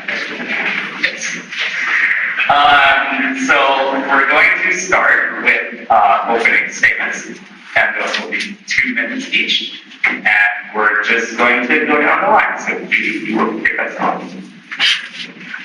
Hello, everybody. My name is Judy Getty. I'm running for Bowen Council and for Islands Trust. And my opening statement, what brought me to Bowen was the green, park-like, nice and quiet. I was a very, very busy criminal law practice and I needed to So I was looking all through the Lower Mayoral, and at that point there was no development up the Seas Highway, and it was a pretty quiet commute. And Bowen had a drawbridge, and I could say to my clients, just keep your mouth shut, I'll see you in the morning. And it was a really, really good place for me to decompress from all of that. It has been since 42 years here. I commuted for 30 of those years. I understand a lot of the ferry issues and getting a car back and forth and all the rest of it. The whole time I've been here, I've been involved in volunteer activities, primarily around the arts. I've been very active with Theatre on the Isle, and the last few years I've been with the park. I've also been with Fitness Hammer Club from way back in the day when Reed was doing it. We helped fund the house at the old general store and all sorts of fun things. Back when there used to be a whole lot more volunteer activity. If you wanted something to happen, then you got people together and you figured out how to make it happen. So you have some fun. Staying on Bowen, primarily because of the community. So when you walk down the street and you go into the store, there's always somebody that will say hello. There's somebody that will give you a favor. There's somebody that will pay you a compliment. There's somebody that will look after you. You've got a flat tire. You power those. That's where the snowstorm. You trust each other. We're good company. That's good community. So I want to be here.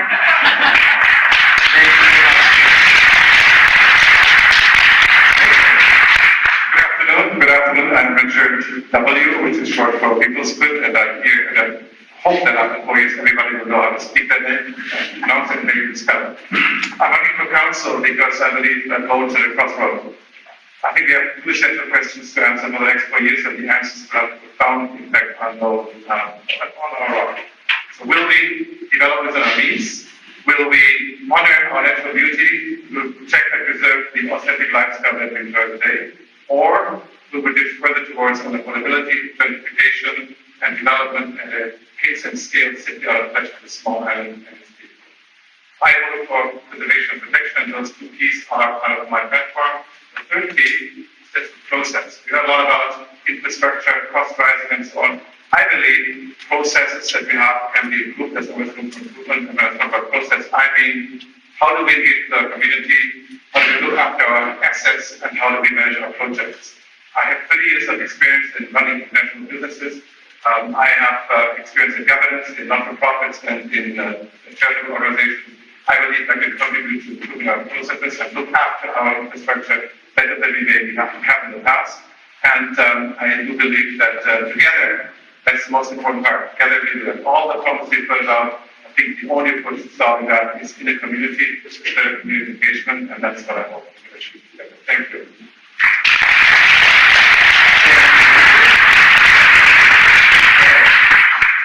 Hi everybody, welcome. I'm Craig Boyle. I'm happy that everybody made it here. Why am I running? One of the reasons why is because I think Bowen is perceived as a top-down democracy. The information comes to the top down and it doesn't get down to the bottom.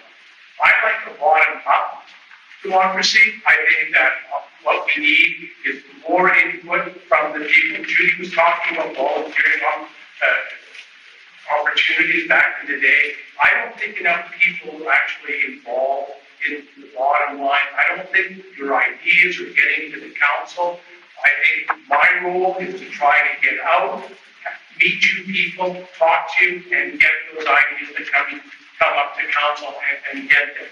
We don't have all the answers, but a lot of you people do have the answers. It'd be really good to get you involved. Bowen and everything else, yeah, not a good place to get facts about what's going on in the municipality. Things are fairly good here in the municipality, could they be improved? We bet they could. And with your help, I'd like to make that happen.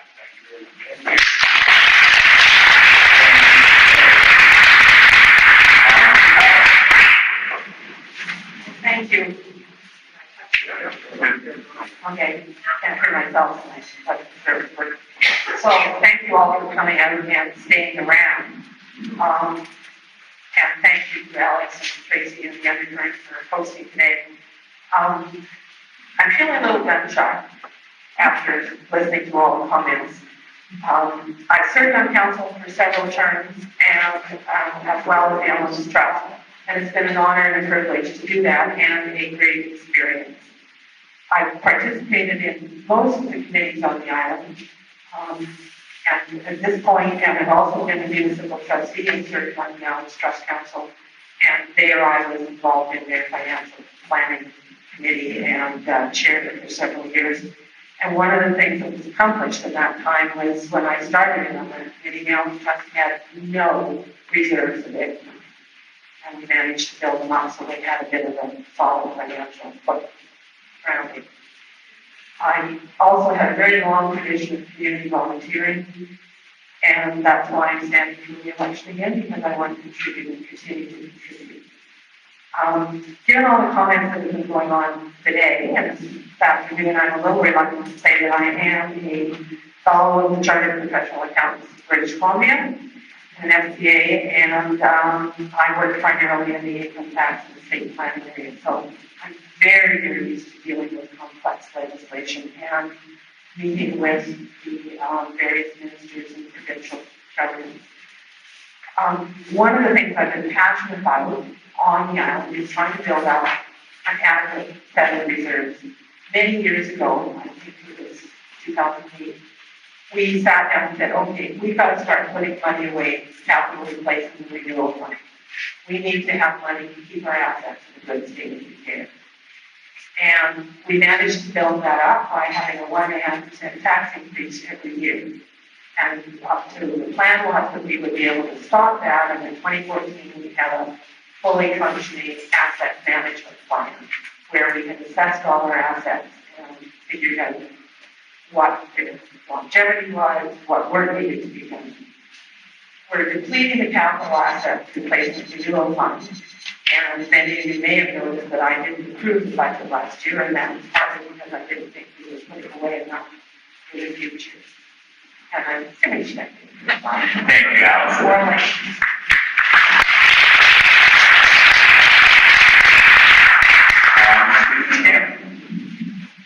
Hello, my name is Tim Wade. As my background is readily available, I'll skip ahead I'll just mention that I think the two key things about my background is that I served as a councillor in Whistler, 2005 2008. So I have that experience with a big community, with a small community. And I was very actively involved with the creation of the Whistler Housing Authority, which provided over a period of about 15 years about 1,200 units of affordable housing in a community that is 3 times the size of ours. So maybe hundreds of units is not a good question for us here. If we can find the land base to keep it concise and hopefully closer to the code. In short, our community is faced with significant urgent challenges in the coming term and beyond. Resident housing, infrastructure, and financial resources being the top priorities. We need a diverse and dedicated council working closely with staff and our entire community to tackle these challenges. I want to be part of the conversation at that council table, drawing on the expertise of fellow councillors, our municipal staff, and expert consultants, but most importantly, the expertise within this community to move as steadily and swiftly as possible towards practical solutions. That is why I'm running. While past councils have done their best, I'm hoping the next council can be more responsive and achieve better results for everyone who wants to live and work here. To achieve that, we need to protect and preserve our community as well as our environment. Thank you.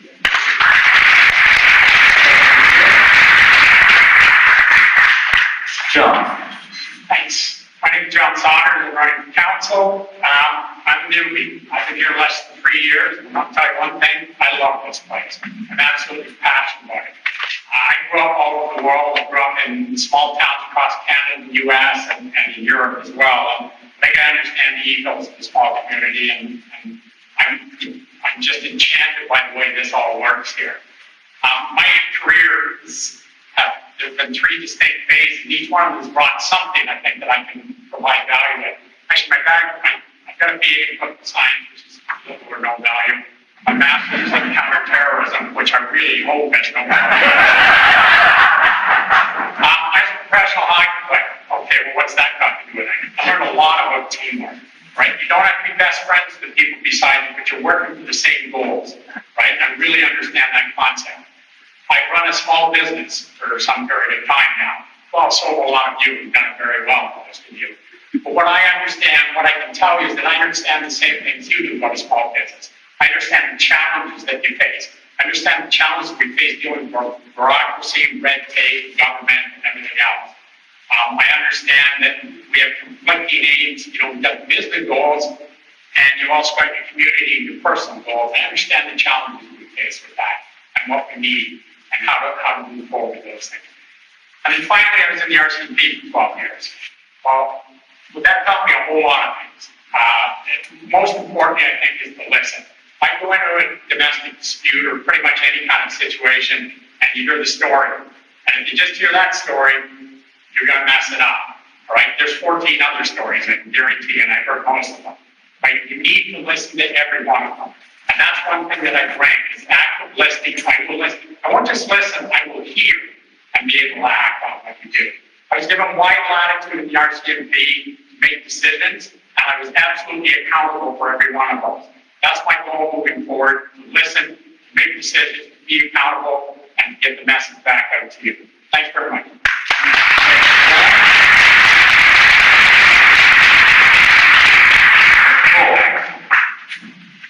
Test. Hello, my name is Nicole Thomas Zaginski. I've been on Bowen 8 years. I moved here in the fall, about the same time of year in 2014. First of all, Alex, thank you the Undercurrent for organizing this, and mostly thank all of you here today for coming out in, I esteem, great numbers, and to those at home on screen, online. My reason for running as a musician. Why would a musician, choir director, teacher want to run? For me, it's because I love this place, and I echo the voices of others here running. I love this place. You've perhaps seen ads from me in the paper. I also faced a housing crisis at one point and nearly had to leave, but I fought to stay, and I'm very glad I did. I've got to know many of you through music and the arts, mainly, but not exclusively. And this is why, too, I'd like to get to know more of you under a different lens in the community. I'm known for having a good ear. I fine-tune choir people together. I bring people together from different backgrounds, and we collaborate on a common goal. Echoing also John, and through hockey, that's it's similar in music, and I feel that those qualities can be employed with you, for you, and with council and with staff to achieve what we feel are common goals on Bowen. And again, listening is what I do best, and I'm also patient, and I'm easily available and contactable, but not on Facebook, nor ever have been. So please feel free to reach out. I am easy to talk to. and again, a good listener, and that's really what I feel I can bring to the table, is listening, and I promise to do that. Thank you.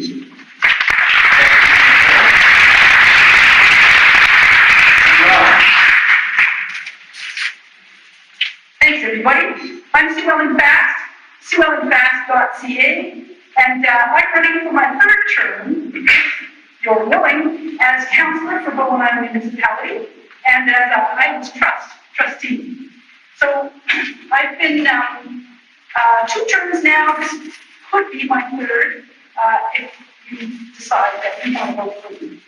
I've lived on Bowen for over 20 years. I've been a commuter. I've been a renter, and we raised our family here with my husband wherever he is. This time, my work has been nature education, I guess I should use the one, in parks and nature centers, up to television, and then consulting has been our most recent work, so running a business from our home. This time around at the Islands Trust, the 26 trustees voted for me as one of the vice chairs. So I've been on the executive committee this time, as on the Islands Trust, on the financial planning committee, and on the Islands Trust Conservancy board. That's my favorite, by the way. So serving the last 8 years, positive, challenging term, this last one, but we got through it. We've got excellent staff, and I think it's been an honor to serve. I'm an active member of the whatever committee I'm on. I move lots of motions, and I create motions capturing the discussion.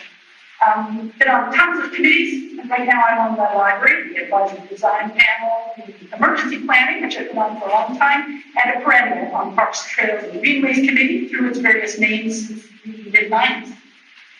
Collaboration beyond our shores. I've got way too much to say here, but I'm in the groove now. I know the Islands Trust from the inside, and I have energy and experience. Please vote for me.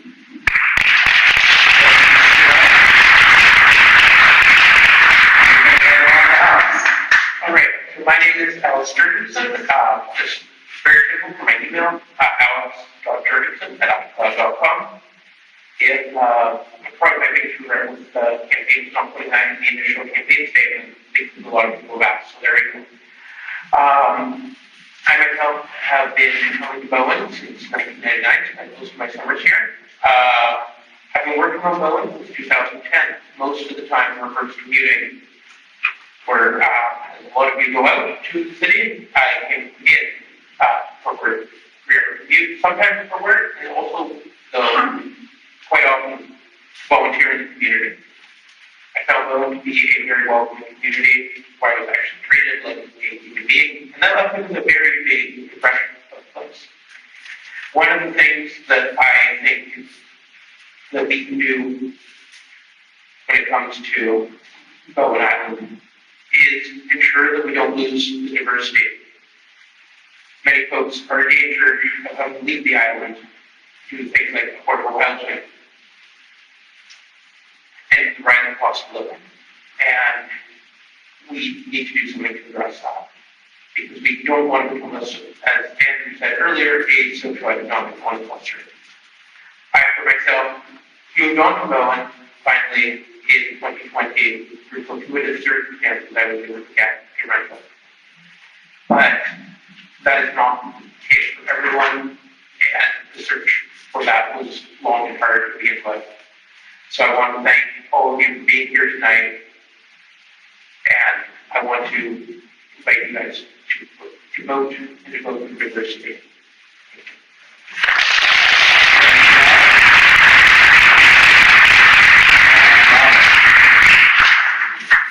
Hi, I'm Robin Berger. I'm running for council. The main reason I'm running for council is to work towards effective community engagement and consultation processes in municipal decision making. We could do better. I think there has been an erosion of trust in the local municipal process. Communities that have the ability to engage in meaningful and respectful dialogue are healthier in all their systems. more sustainable, and resilient. I've long promoted workshops, town halls, symposiums, and other options for engaging and consulting with our community. It's work, but it's essential. Social policy is another option.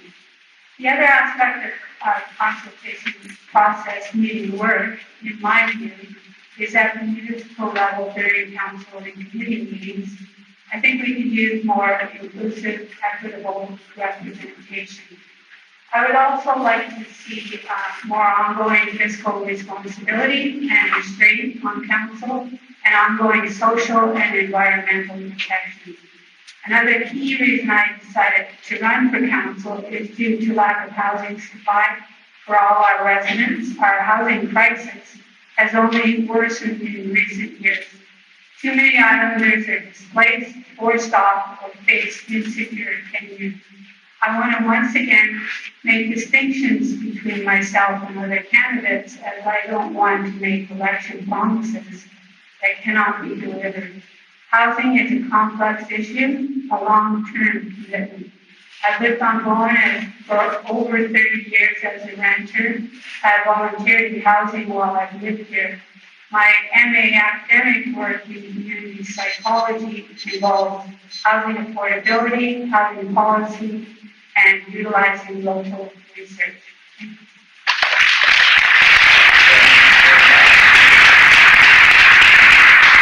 Just a quick note that our other person running for council this year, Gail Lytle, made a commitment about a year ago that she is judging a dog show. She's unable to bring that forward tonight. She's out of the process. All right, so we're going to get right into the questions here, and I'll pare them down a bit. So we'll start by talking about the proposed park and campground and Big Project Curtis. And Judy, we will start with you. What would you like to see come out of this process for Bowen Island? And 1 minute, please, everybody. 1 minute, thanks. I think at this point, at some point, somebody mentioned that it's going to be tough negotiating. I think that is the reality. And I think that Metro is coming in very high, and it's a bit of a shock to our system. And I think that in order to start the process, I would be that going very low.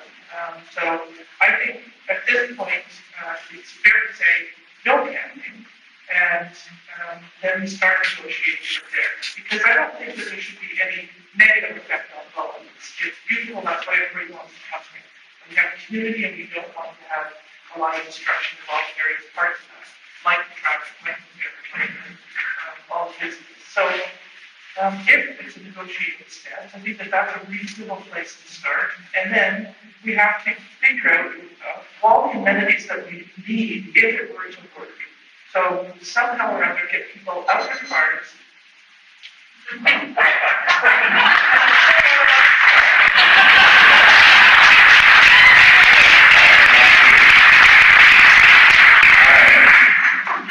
Yes, about camping and parks, I think we all been shocked over the last few weeks when the news broke, how the news broke, and we're all going in circles and wondering what's going to happen, the sky's falling. I personally know very little about what's really going on. The communication has been straightforward, there's lots of different spins here and there. I think what I care about is there's a conditional sale and it's pending of 240 acres of land. And we are, a municipality, we are Bowen Island, and somehow we are linked to that condition. It doesn't come down to us to say yes or no to this, and if it does, then no is a fantastic option for us. We do not have to let anything happen that we don't like. I think the important thing is not to look at that metropolitan, Metro Vancouver engagement process that is going on. I want to see an engagement process on Bowen Island. I want to see it for our municipality. I want to have a negotiation with our municipality at that level, government to government, rather than people being divided individually, throwing their little comments here and there. I want to see Bowen Island take a stand before we end anything else. Thank you very much.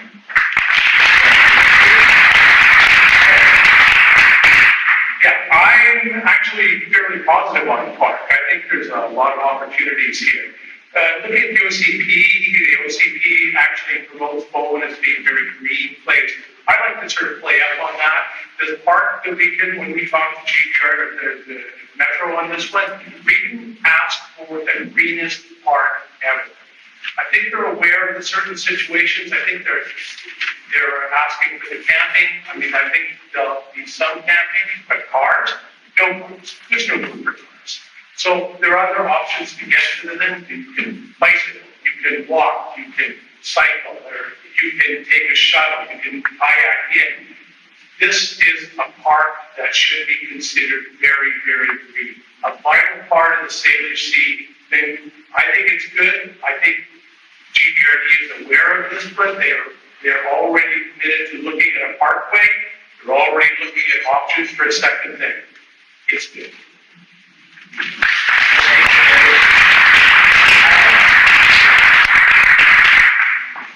Thank you. I think the park, if done properly, can be a very positive thing for Bowen. There's lots of questions that everybody has. I guess the first thing to understand is it's a private sale between two private entities. We have no legal right to sale. We can't buy that and sell it. However, the land is currently zoned residential, which basically means it can just be plain simple green space with some trails, equestrian trails, walking trails. That's all that can happen. And some interpretive signage. So if Metro wants to do anything else, they're going to have to come for a meeting. And that's the whole public process. And we as council have to speak as one voice in negotiating with kind of the best amenities, multi-use paths, perhaps passenger ferry, other things, solving transportation. We have to negotiate as one voice with Metro to get the best of the thing.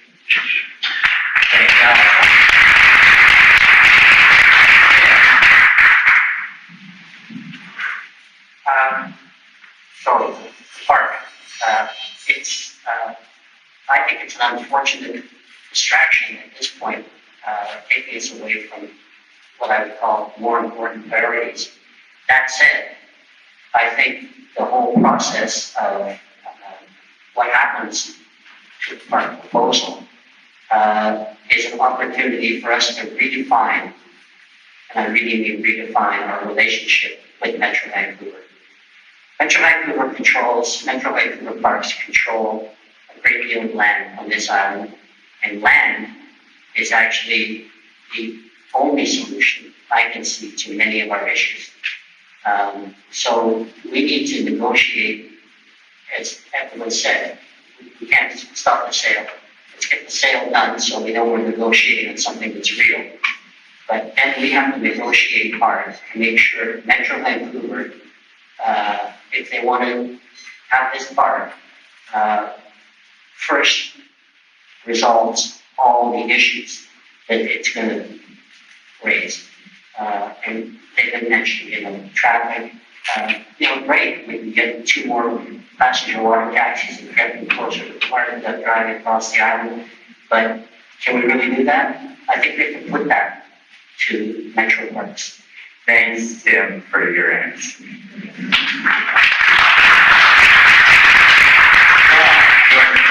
That was the key. I mean, I'll try to be brief here. The question was, what do I want to see in the park? I want to see a park that enhances the beauty and the culture of this island. I want to be able to share that with the people going to it, whoever they might be, whether they're from West Van or from Council Bay. It doesn't matter.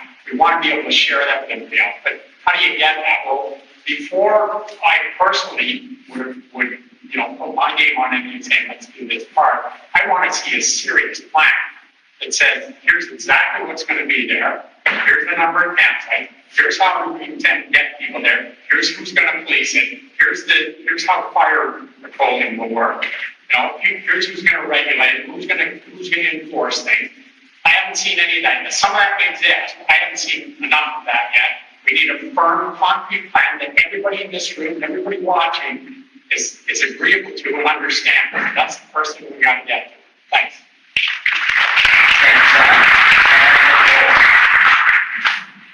Yes, and my views on the park. I am for the park. I love parks. I love camping. I've camped in many places in BC. And because I'm proud of living on Bowen, and I've invited many friends over to Bowen to enjoy this beautiful place, I feel that I'm supportive of the idea. Absolutely. And as Councillor Nicholson said earlier, we're just in the early stages of this. So we actually have a prime occasion and opportunity to talk, to dialogue, to send in your comments to us. Now is the time. Start sending them in. This is what council is going to do, is to listen to you and put forward your ideas to Metro Vancouver. I think we can do it our way. I believe that. And I think we can be stewards in a green footprint, the greenest footprint possible in building this park. And or not campsites, but the park, a place for our children and for us to go. You know, we have beautiful parks. Griffin's an amazing park. We're lucky. Thank you for that. So we can do it. Thank you. It's on? Okay. I've worked most of my life in parks, including in a number of brand new parks. One of them was the River Valley Outdoor Park you might know from Edmonton. Brand new bicycle trails, and I was one of the first to ride around on them in my job as a naturalist, trying to get people out into the brand new park. It was a fabulous opportunity, and there's many more like that. I think this is an opportunity for Bowen. With this new park, I meet many of you on the trails in Griffin, around the meadow, and on the way to the lake. This is the next Griffin 2 kind of opportunity for us. If it can be planned and designed carefully, I think we can do it together to make Bowen an even better place to live.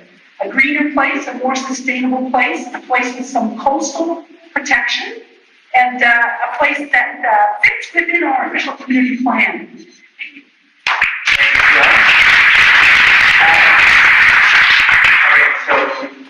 The park. So first of all, I support the park. Camping, I think, is a separate question. And I think camping most applicants the right place for Bowen, right infrastructure in place, and feel that this is the right direction. Now, as far as parking, somebody has raised the idea that park can be moved to Kirby Park to benefit the local businesses and prevent the traffic across the entirety of the island. Question definitely an interesting question, something to look at. The other thing is with parks. Metro Park says this is a park people feel pride in their marketing material. I can't get to the table. I don't drive. So I don't understand how that's supposed to work. So I would like to see more information on how that's supposed to work very out. I think the only time cars should be allowed into this park, if it is to be camping in that park, is for the purposes of accessibility. For example, somebody who's in a wheelchair. And those are my views. We'd love to discuss them. Thank you very much.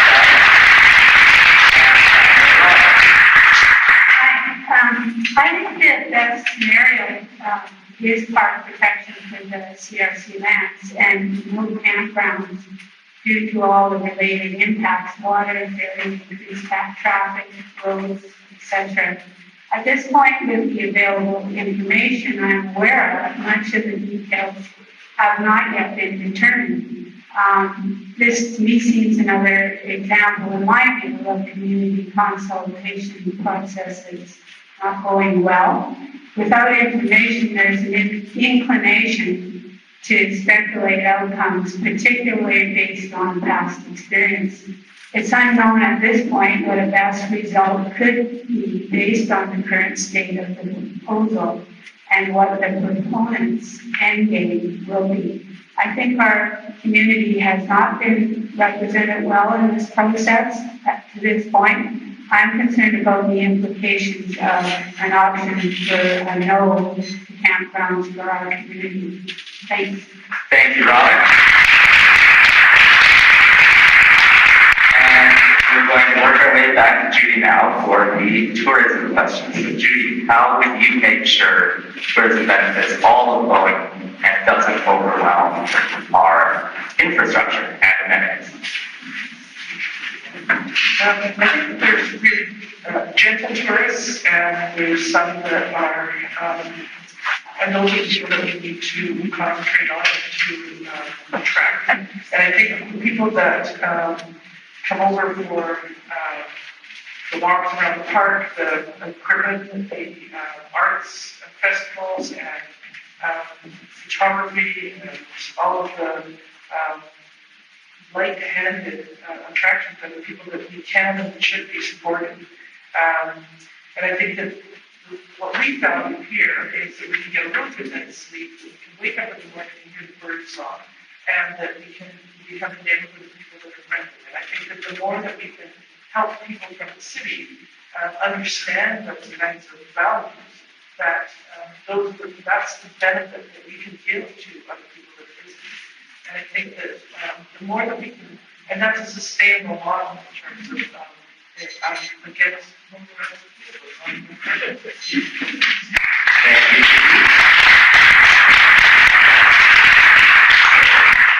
Richard. Hi, tourism, I like the image that really describes what tourism can be, but also tourism is a business. It's, and that's how we see the impact in Rhode Island. I heard a lot of people talk about in the past about tourism benefiting some and really making others suffer. We had a song on Bowen that we sung and the last weekend of the holiday season say goodbye to the tourists. So there's a bit of both sides to tourism on this island. I think what's about important to recognize, we are on a small island. It's limited. It has finite capacities. And while we are supporting tourism through infrastructure that we all pay for our tax dollars, some benefit from tourism only. I think other small communities that have been exposed to tourism due to the beauty, due to other attractions, have found ways to tax people. It could be direct taxes from those state money, it could be like a day pass for tourists. I don't know what the opportunities may be, but we can maybe learn from others to see how we can share the gains and distribute the loss of money. Thank you. Thank you, Richard. Tourism is probably the biggest industry that we have on Bowen, and it's not really providing much money to the taxation base. I think that has to change. We have to expand our revenue base. Otherwise, our taxes are going to continue to go up. Tourism probably offers the best opportunity to do that. There are a number of items that we can do, from business licensing to the Airbnbs, as well as getting grants from the government. It's important that we take into account that park is actually a good thing to increase tourism. If we can harness the power of the revenue from tourism and apply it to the infrastructure, that's a good idea.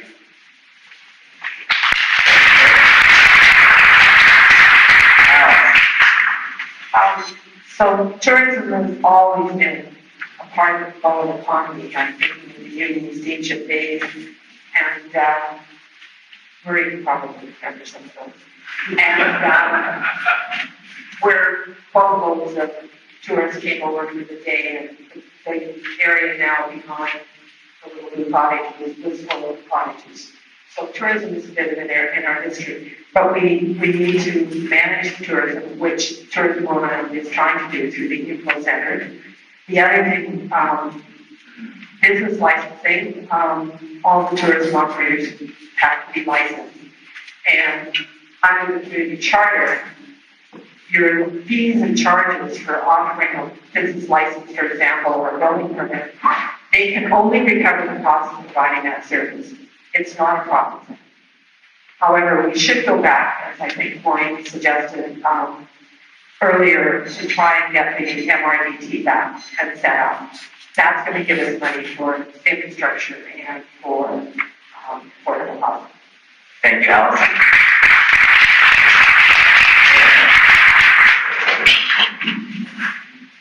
I'm not sure we need more tourism infrastructure. I feel like what we need is to balance out our seasons. I see this problem in Whistler, where we had a massive winter season and very little summer season, and all these facilities that only got used for several months. I don't know what the answer is there, but I think that focusing any of our efforts on increasing tourism would be a mistake, because as far as I can tell, the summers are maxed out. In terms of various fees and taxes to generate revenue, I think it's going to be limited, but let's have a look at it. This is something where, again, we need a complete engagement of the community. Let's get all the ideas, and get them to council, and do some work with staff, and come up with some proposals.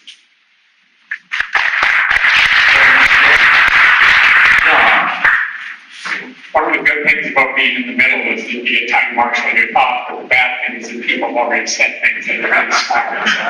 So I'm going to echo a couple of one thing. I love that term, gentle tourism. We really want to encourage that. Not sure how to do that necessarily, but I know there's a lot of smart people around who can probably help with that. The other thing is I'm a big user pay guy. I'm happy to pay a toll going across the bridge by the guy using the bridge all the time. But when people are coming in and walking around our park and leaving garbage and we got to clean up, I want them to pay for it, right? I want to find some way to have some user pay for tourism. We live here, we're paying for all of that right now, and it's not sustainable like that for any of us. Thanks. And Nicole. Thank you. Like all of you have experienced tourism on Bowen, tourists coming to Bowen in massive amounts. I'm a ferry commuter, only 2 days a week now, but still have experienced the overloads, many overloads. Solutions. I agree with John that we need to hear from you. There's many good ideas out there in this room, at home, and in our community. We need to pull those ideas together. Only one or two suggestions I could make, if it's at all viable, would be to reintroduce an alternative marine transport other than BC Ferries. Perhaps we could partner with a new company, an electric company. Aren't electric boats on the way? We have an electric planes now. Surely that could be, again, a type of green tourism. And another last thing is simply a hotel for these people to stay. Don't we need that? People have been coming to Bowen, I know, like you say, Allison, for 100 years. So maybe we should consider that place to stay. Thank you, Nicole. Thank you, Alex. I too have enjoyed reading about the Happy Isle and times when some of my neighbors remember growing up as kids when the Union Steamship companies used to come. That was the time when people came in bigger boats than aren't even coming now. And at that time, they made it work. So I'm in favor of looking at our official clearing plan again. Perhaps we need an update, collect up the new ideas with the new opportunities that are in front of us, continue with the idea of island-wide network of trails, which is already here in a way. You've got a heritage of trails, you've got a good OCP, you've got visitors, let's call them visitors now, who come to visit us and who come to visit our green oasis. They disappear out into the trails and onto the alternative transportation. Let's get more bus, let's get our multi-use pathway across the island, electric ferries, all these things. I think we can make it work. Thank you.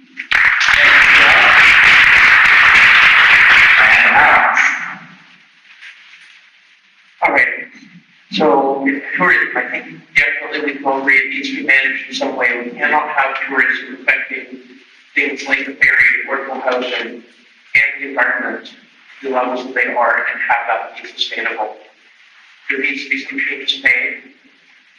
One I think that could be made is making a lot more effort towards ecotourism, less cars, more foot. But also, that also has benefits, such as increasing the bus network here for residents, increasing the walkability of Bowen for most residents as well. The other thing that I want to touch on, Nicole's point about creating a hotel, that definitely I think would be something worth looking at. And that should not be in a residential neighborhood. That should be in those where it can belong, or somewhere else on Bowen that is not going to become a disturbance to neighbors.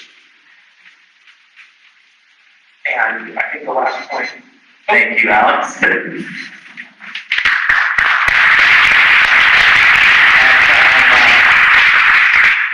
try being the last person.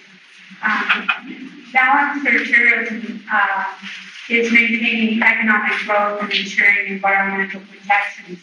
Right now, I think Bowen's in a state of over-tourism, as witnessed by the amount of ferry traffic this summer. I think we need to work on preserving our island's environment and encourage more visitors rather than tourists. Local businesses need to be protected in this process, and I think once again, we need more community consultation on this topic.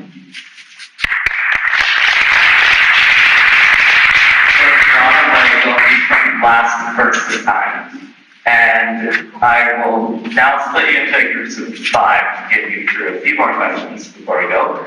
So, Robin, I want to know your take that every election, candidates state in one way or another, they want to protect our island environment. So what specific environmental priorities and actions would you take to achieve this goal?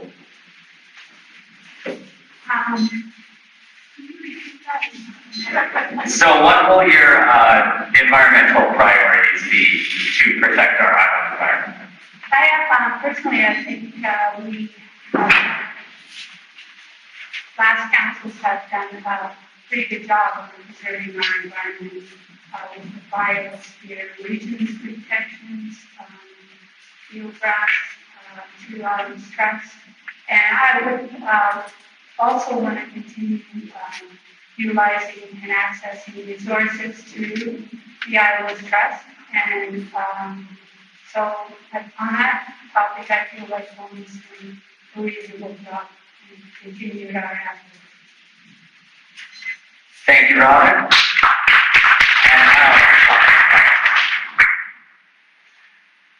On the terms of environment, I think, when I know about the fact that many folks who have also did a great job, but I think we continue to build on that work going forward. One, we need to establish that 240-acre park.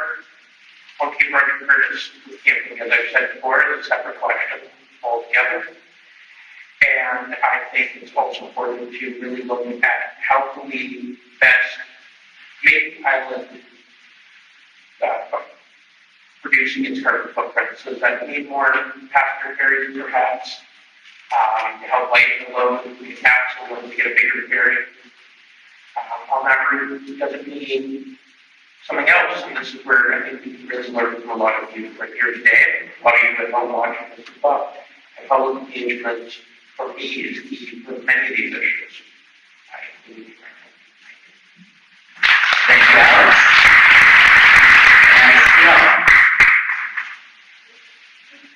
Oh, I'm not going to have my clock. Okay, thank you. I'm just going to jump here and talk a little bit about climate change, because I think when it comes to the challenges facing Bowen as an island, we only have the water that comes down from the sky, unless there's desalination or something like that. But I think our best, some of our best climate action is going to be protecting our natural ecosystems, particularly on what's now known as crown land or public land.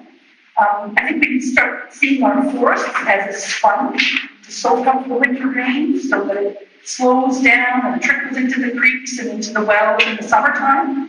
I think we need to think about wetlands and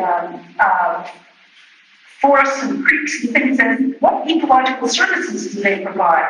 When we get an atmospheric river, does it slow down all that water? And does it hold it slowly in those wetlands? Or does it let it rush down and dry up those, blow out the culverts? Anyway, thank you. I think that we need to look at ecosystems for infrastructure.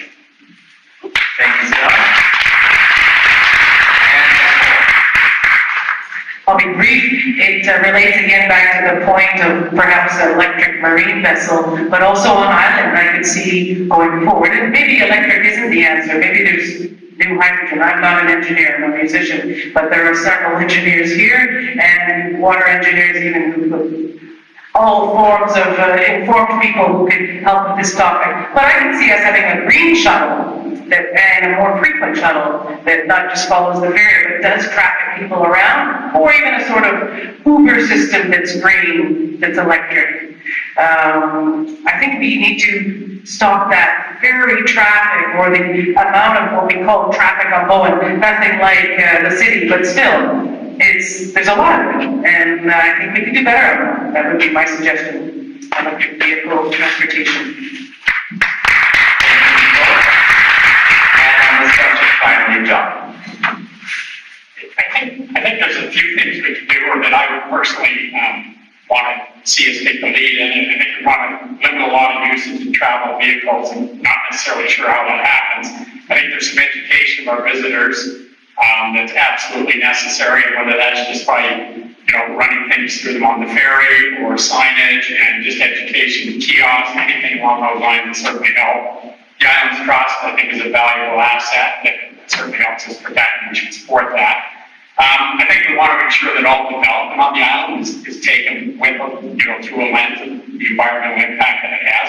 I think to some extent, to a large extent, that happens now, and we're going to lean on that pretty hard. And for me personally, one of the things I do, this is not my area of expertise. I just listened to the things that Swan said, and great idea. Like I would absolutely listen to people and have more knowledge than I do in this aspect. Say, yeah, that's a good idea, or I try and see if it isn't a good idea and work from there.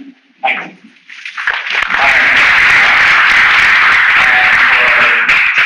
At this half of the table, I'm going to switch gears to the rental question we asked earlier and ask what you will be doing to address that issue on Bowen.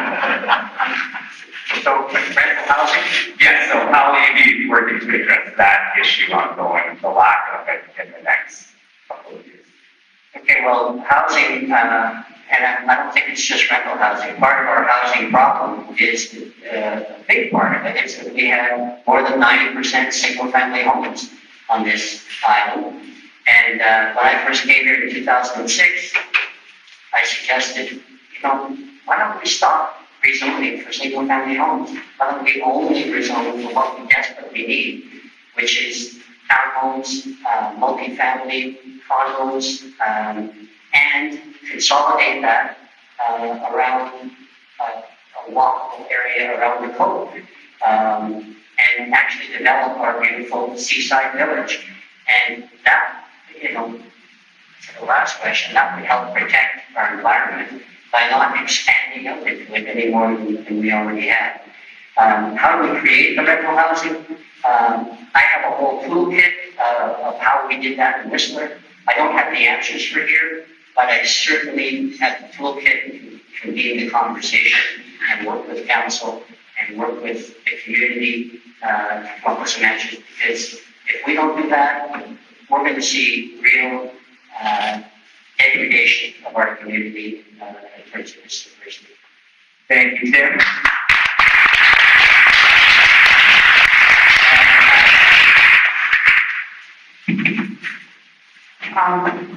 Now, this is a question of rental housing or is housing? I would say housing in general. So, housing, diversity, the need for diverse types of housing, Tim has commented a little bit on that. One of the things we did many years ago with the Affordable Housing Working Group was to set a policy for affordable housing, which was adopted by council, 50% of the gross floor area, if I'm remembering the formula correctly.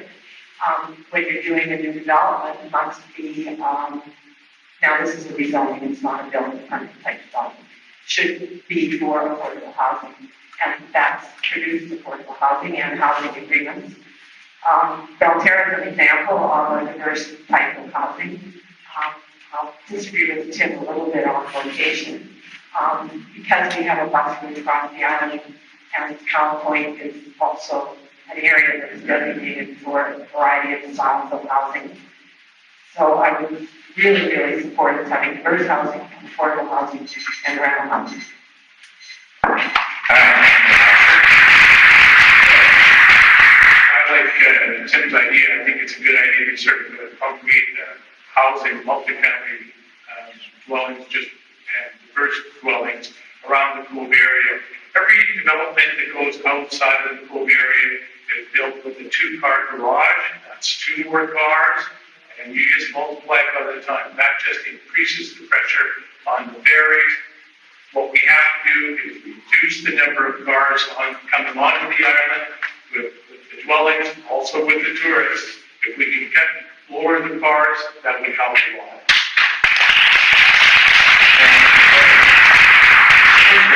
You know, housing, I like what Robin said earlier, is a comprehensive, complex problem, not only on Bowen, it's everywhere in the world. I think for Bowen, not all solutions from everywhere else can be successful. So what do we actually need on Bowen? It's assessment. Do we know how many rental units we need? Has that ever been established, or has it been recently looked at again? I would like to not repeat all the other models that exist, and I've Googled affordable housing. It's been around for 10, 20 years. And have we found a solution? Not really. So why don't we start looking maybe at some more radical models? I remember, I don't have enough time to go into details here, but I'd like to say, I grew up in a 45 square meter home, post-war home, and there was 18 left. My parents ended living there, died in this apartment. That's all they ever knew. It was built by the city, it was invested by the city, and it was owned by the city until 50 years in, they gave it over to the management company. The city didn't make a cent of profit, but they built a massive asset, and the renters paid for the work. So I think that's something to look at for all as a possibility. Thank you. Thank you. Stand up the other time. I really wanted the environment question, but we'll start with that one. So I think we need to have a full inventory in terms of what we've got. We have a census that tells us we've got all these single-family dwellings. But we just passed the bylaw that's talking about secondary suites. They're pretty vague in terms of the opportunities were there. We weren't sure how many people would take advantage of it. We weren't sure how fast it would build out. And I think that we need to have more information in terms of what we've got, why people aren't renting, and why they're doing short-term instead of long-term. See whether or not we can get more information to try and incentivize people providing long-term rentals for people that need the housing. The environment, I think we should focus on the forests and transportation. And I think Metro, we're a good ally and a major property holder on the island. They can maybe help us protect our forests, but that's a big one.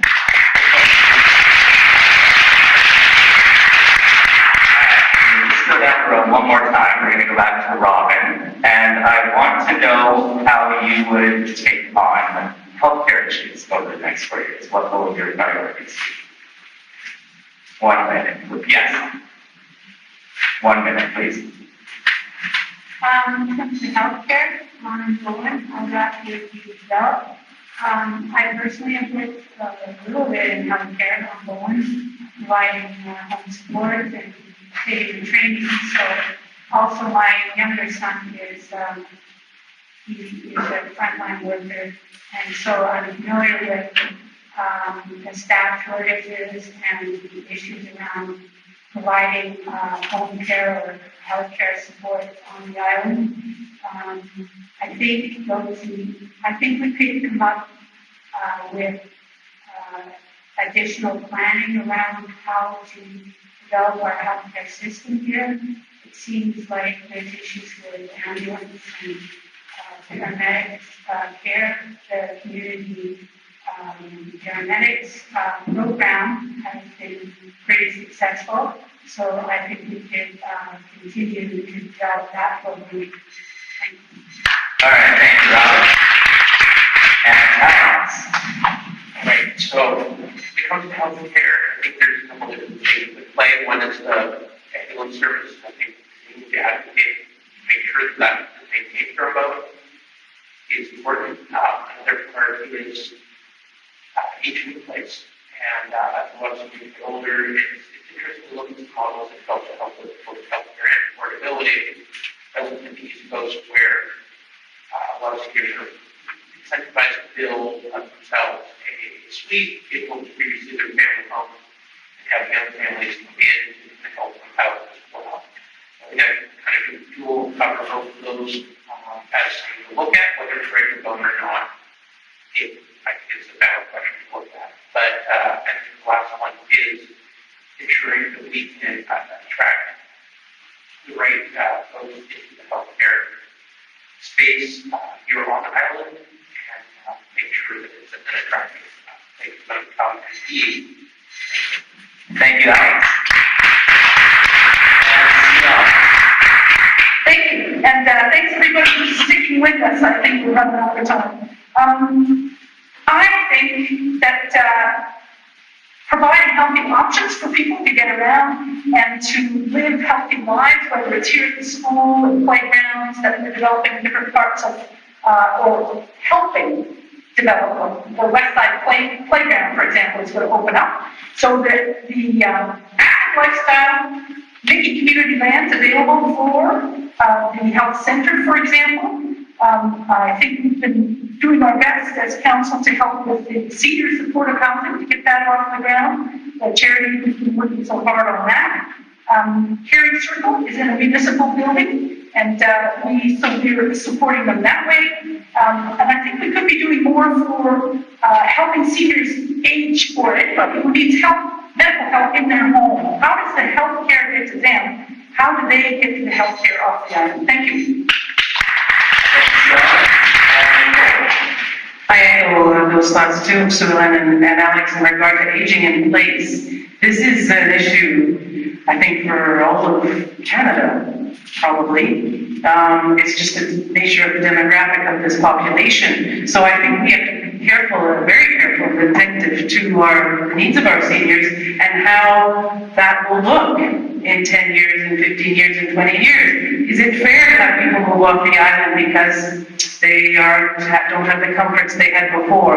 I think we can change that. And I know already Alliance in the community, of an aging in place community, and other islands have explored that as well. I think we should be open to that. And again, you most likely have ideas on this, so please come forward and share them. Thank you. Thank you, Nicole. And John. Specific, easy for me to say, it's like specifically about healthcare and priorities, really, okay, we'll complete the health center, that'd be really good right now. Attract some doctors, may have to incentivize, we may not, because it's a pretty spectacular place to live, as we know, but let's get some doctors in here as quickly as we can. We're going to need some hard negotiations with BC Ambulance. They may not be successful, but we're going to have to make the attempt and see if we can get, I don't know, maybe a water ambulance. Maybe there's a number of different ways to do this, but we are going to have to sit down with them and with a gavel in our hands, be willing to fight for what we need here. I think we can attract some EMTs to the island. There's a lot of young people going into those programs right now that aren't finding places to work, I think. And this is a pretty good place to work and live if you can manage it. So I think we want to look at that. I think the other thing we want to do is make healthcare as preventative as we can. That speaks to lifestyle, which we mentioned already. So let's enhance the parks, and more importantly, let's get some programs for those parks. Like, let's get things for the kids to do or for the adults to do. Thanks. Thank you, John. All right, and the last question for our council team. So Tim, you're going to tell us how we'll take on the infrastructure challenges of the next 4 years. Okay, infrastructure challenge. I think it's very difficult, but actually quite simple. We really need to get serious about our long-range capital planning so that we build up reserves, as Allison has outlined, but we're actually spending some of those reserves moving forward in a plan that means we don't get surprised by suddenly having a sewage treatment plant that's over capacity, by having a new water treatment plant that doesn't work for some reason, and we can't figure out the reason. Lots of communities deal with these kinds of struggles. I dealt with them when I was on council in Whistler. I dealt with them at the Backcountry Lodge off grid that I'm partnering in the Rockies. Sewage treatment is tricky, but it's not impossible, and we really need to get serious with that.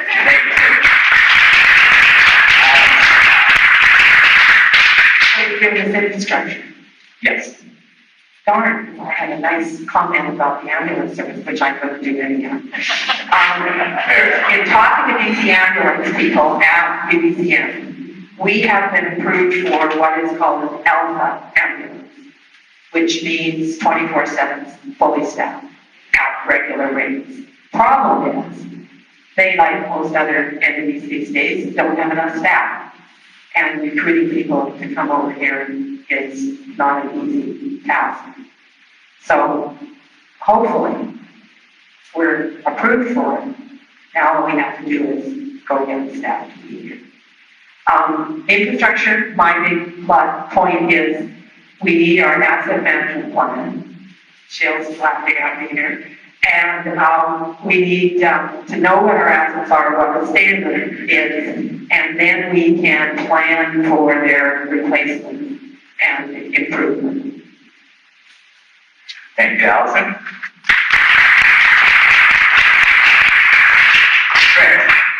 I'm sure there is an infrastructure plan for the next 20 years, but I don't know anything about it. I think probably the important thing is to let Bowen Islanders know that there is a plan and how it's going to work, and then perhaps that will give some milestones that we can mark as we go along, so that we don't have surprises. It's going to take a while for the infrastructure, and I think everybody's aware of that.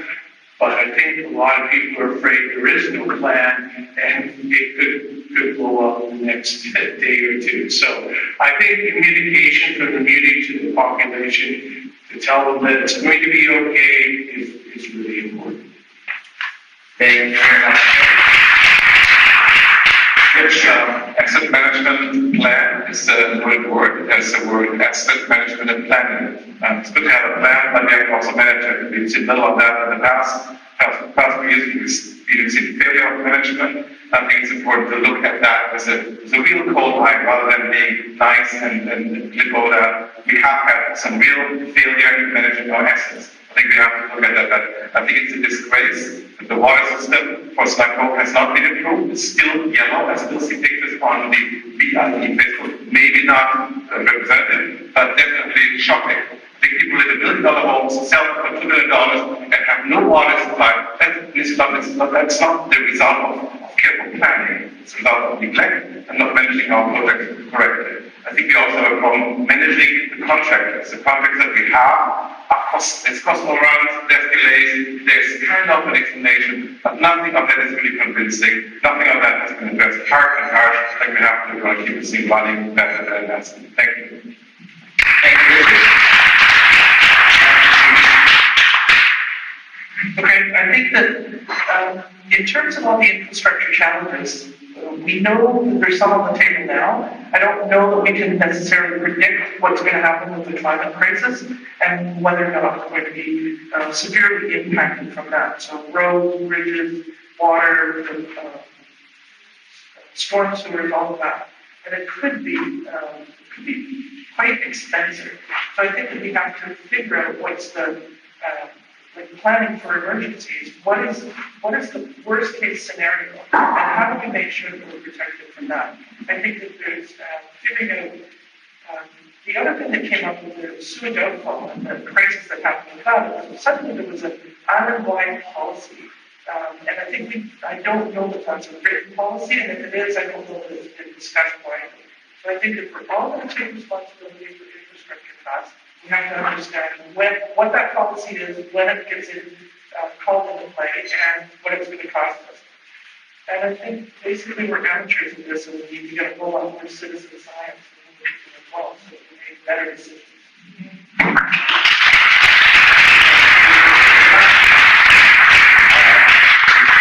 Our closing statements. First, for those of you running for Adam's Trust, you have 1 minute. You can answer one question. So Marie, I'll ask you back up here too.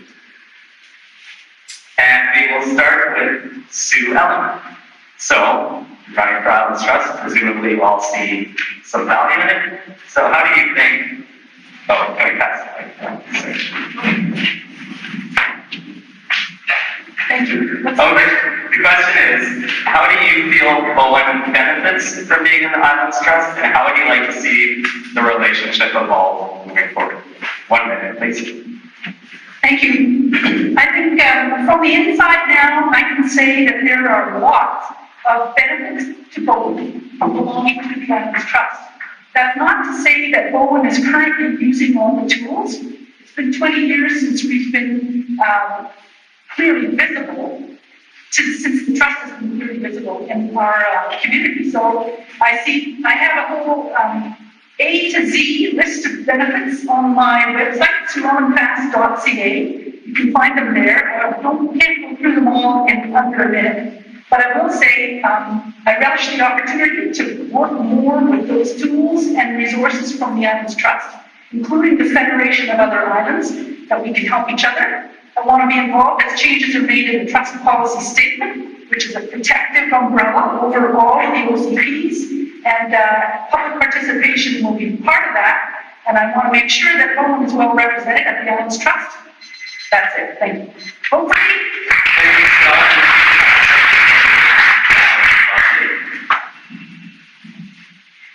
I'm sorry, I didn't hear the question that you posed. All right, so how do you feel Bowen benefits from being in the Islands Trust, and what do you want to see from the relationship moving forward? Okay, and I think we benefit in many ways, and I'll refer you to Suellen's list because it's really very, very comprehensive. In terms of our planning processes, all of our resemblance are reviewed by the Islands Trust for consistency with the policy statement. So there is feedback that comes from planning at the moment. I think that the focus that the Islands Trust has on the preserve and protect mandate is a critical reminder to us on Island, and they hold that flag high, and I would like to see that continue. Thank you, Marty. And we'll move to Tim next.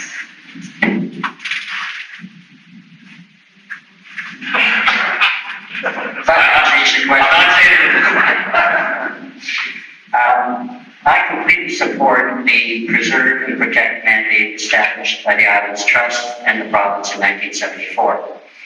I need to learn more about how it operates and how we can create a better understanding of our mutual aspirations for all the Gulf Islands and specifically Bowen Island. I think we need to take a serious look with the Islands Trust at our land use bylaw, because I don't think it's promoting the kind of balanced growth that we want to see on the island. If elected as a trustee, I will do my utmost to understand what the Bowen Island community needs from the Islands Trust and what it needs from us. I will commit to report back to our community and seek their guidance on what needs to be communicated to the trust. This will require better engagement than we've had in the past, and I will work with my fellow councillors and staff to support them. Thank you, Tim. The Islands Trust has just gone through a review of their governance, and I think that is a really good opportunity. The door is open for reorganizing and for re-examining. So I think we don't have an uphill battle in terms of understanding how we want things to change. I think the whole organization is into figuring that out for themselves. The mandate is strong and the conservancy is strong. They need to work on their principles, and which is a really exciting time. And it's something that we can learn from what is important for the trust. I think the benefits and the relationship, my understanding is that they have a very strong, positive relationship with First Nations that are involved in it. So many numbers of First Nations that they're involved with, and I think that that's something that will help us and educate us, and it's something that we can build on. And I think at the time of the climate crisis, the principles of ecology and environmentalism are the strengths that the Islands Trust brings, is something that we can use. Thank you very much. All right, I'm going to wrap this up for closing statements. And we're going to start at the opposite end with Robin. 1 minute, your last words.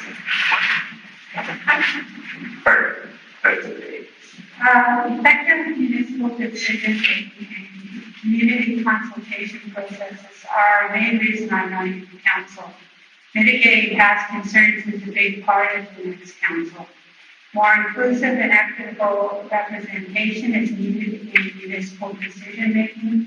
Many of our current concerns need effective community consultation processes in order to reach community consensus, like the park proposal at Cape, tourism, housing, infrastructure, etc.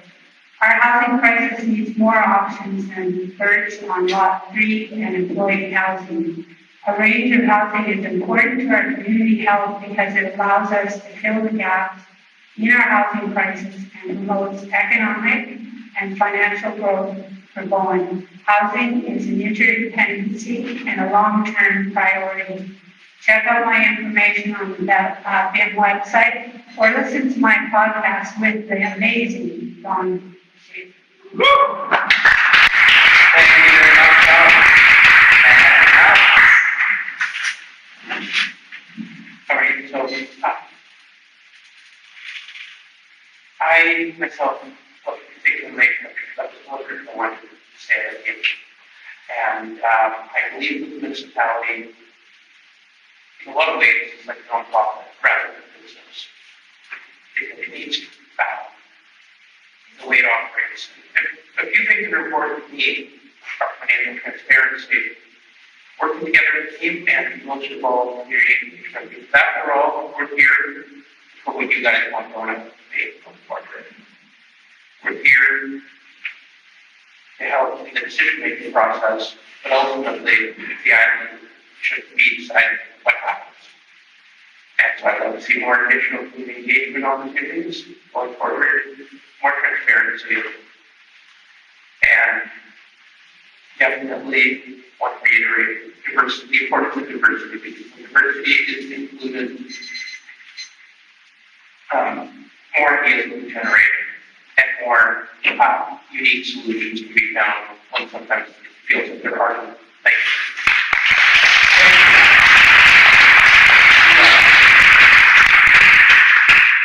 Thank you. I'm superlifast.ca is where you can look up more about my platform. I'm here for nature and community. My priorities are to manage growth sustainably, and through our different plans that we develop with our professional staff. For example, the Parks Plan, 2018, Transportation Plan, 2018, and these help us get more grant money, which I'm also all about. We're a rural island, we want to keep our rural character, then we need some help to keep that happening. Can't do it all through growth. I think I was part of the last official community plan update as chair of the steering committee, and I love that. I think we've got a lot of collaboration we can do within the community and beyond the community, including the Islands Trust. I'm a collaborative person, I'm in the groove, I've got energy, I've got experience. Hopefully, thank you.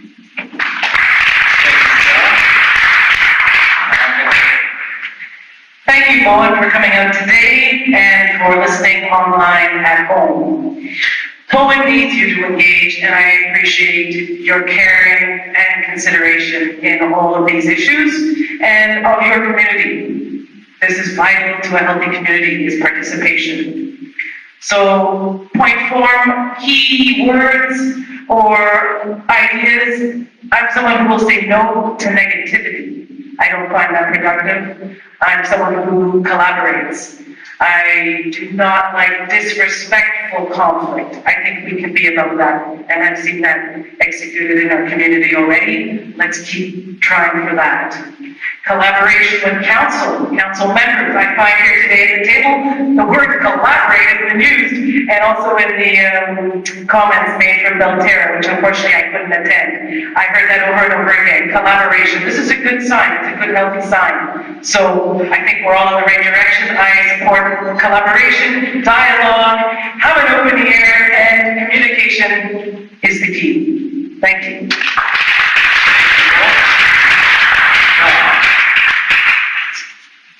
The 43 Newby State, that's awesome. I'm counting that's what it is.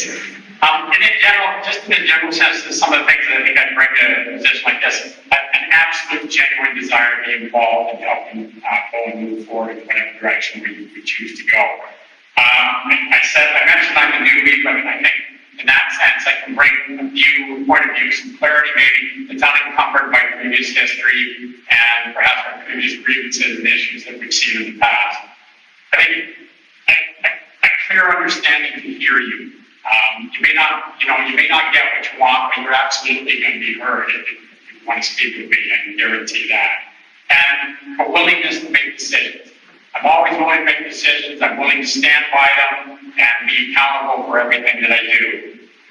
We've got a community with a lot of common goals. We've all discussed. We all have the same goals. We've got competing priorities. But I think with a lot of hard work and understanding each other, we really can have it all here. And that's the goal. I'm John Saunders. Thanks.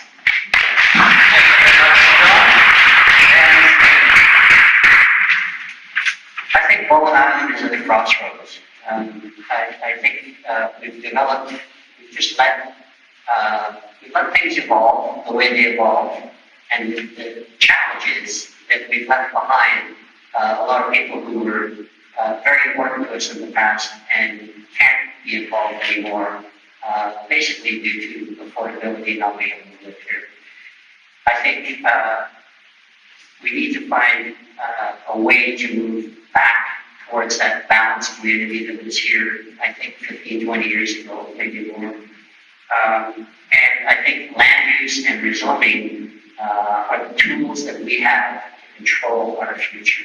And we've really got to get serious about actually, utilizing our last OCP.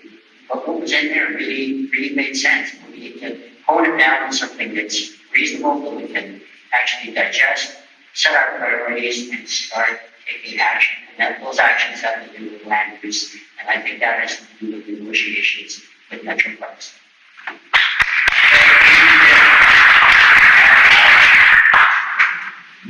Well, thank you for hanging in here. I guess I really wanted to focus on affordable housing and getting our diverse community back. We're not as diverse as we used to be, and that's one of the first statements in the vision statement.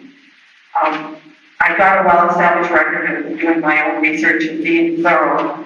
I really do believe in transparent government and getting the information out. There is a lot of information on the website. Some people have mentioned today that they couldn't find things and there weren't reports. There are reports on housing scans and studies that have been done. I've gained a lot of knowledge during my years on Bowen Council and with the Islands Trust, and my community and business experience all help me to contribute to coming up with those creative made on Bowen solutions. And fiscal responsibility, you've got to come up with a balance between the demand and the ability to pay. Bowen's unique. I'm committed to uniqueness on Bowen and the green space and waters around us. Please vote for experience, balance, and voice for council.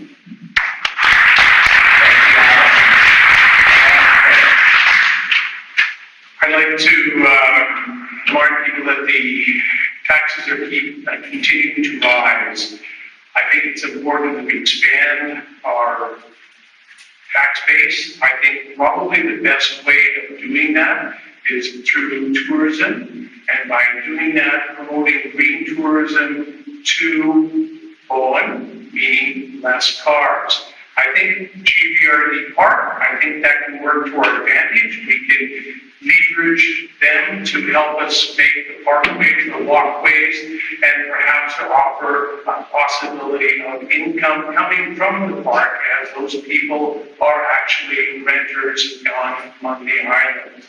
But I think if we can go ahead aiming for a green Bowen, I think we can all share a common goal there. I think we can do it.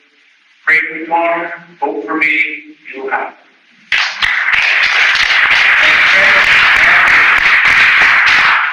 Yes, good evening. It's been a bit like a long council meeting, I guess. So I will spend 10 seconds of this minute I have to thank Tim Rhodes for bringing the elephant to our attention. All the candidates got an email from him and described the history and the troubles.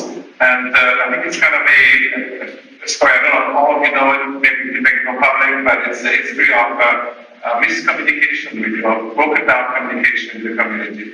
I think I want to be a representative of Bowen Island, no matter what I do on council or where I go to represent Bowen Island. And I want to know really what you want. It's community engagement. I think we've been falling short of that. I really want to bring that back. I want to have people come to council meetings, speak up, being heard, being responded to. I want to see people write letters, being responded to. I want to have a community really driving the next 4 years and being just representing you to the rest of the. Thank you very much. I'm Richard W.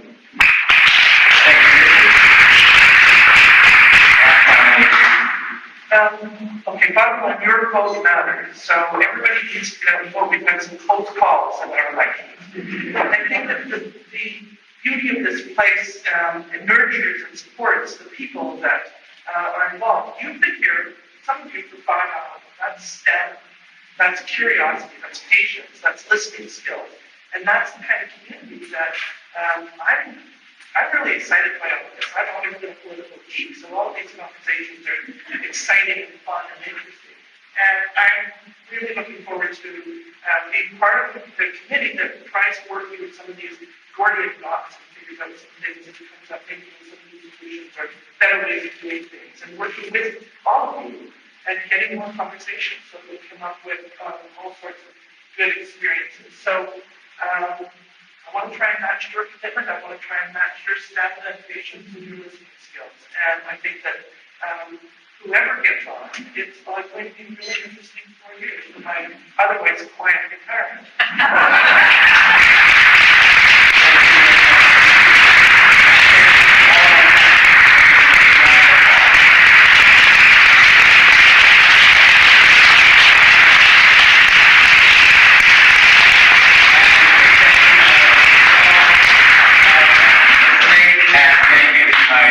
Setup crew, you guys are heroes. And yeah, don't forget to vote. You can vote on October 5th or October 15th. So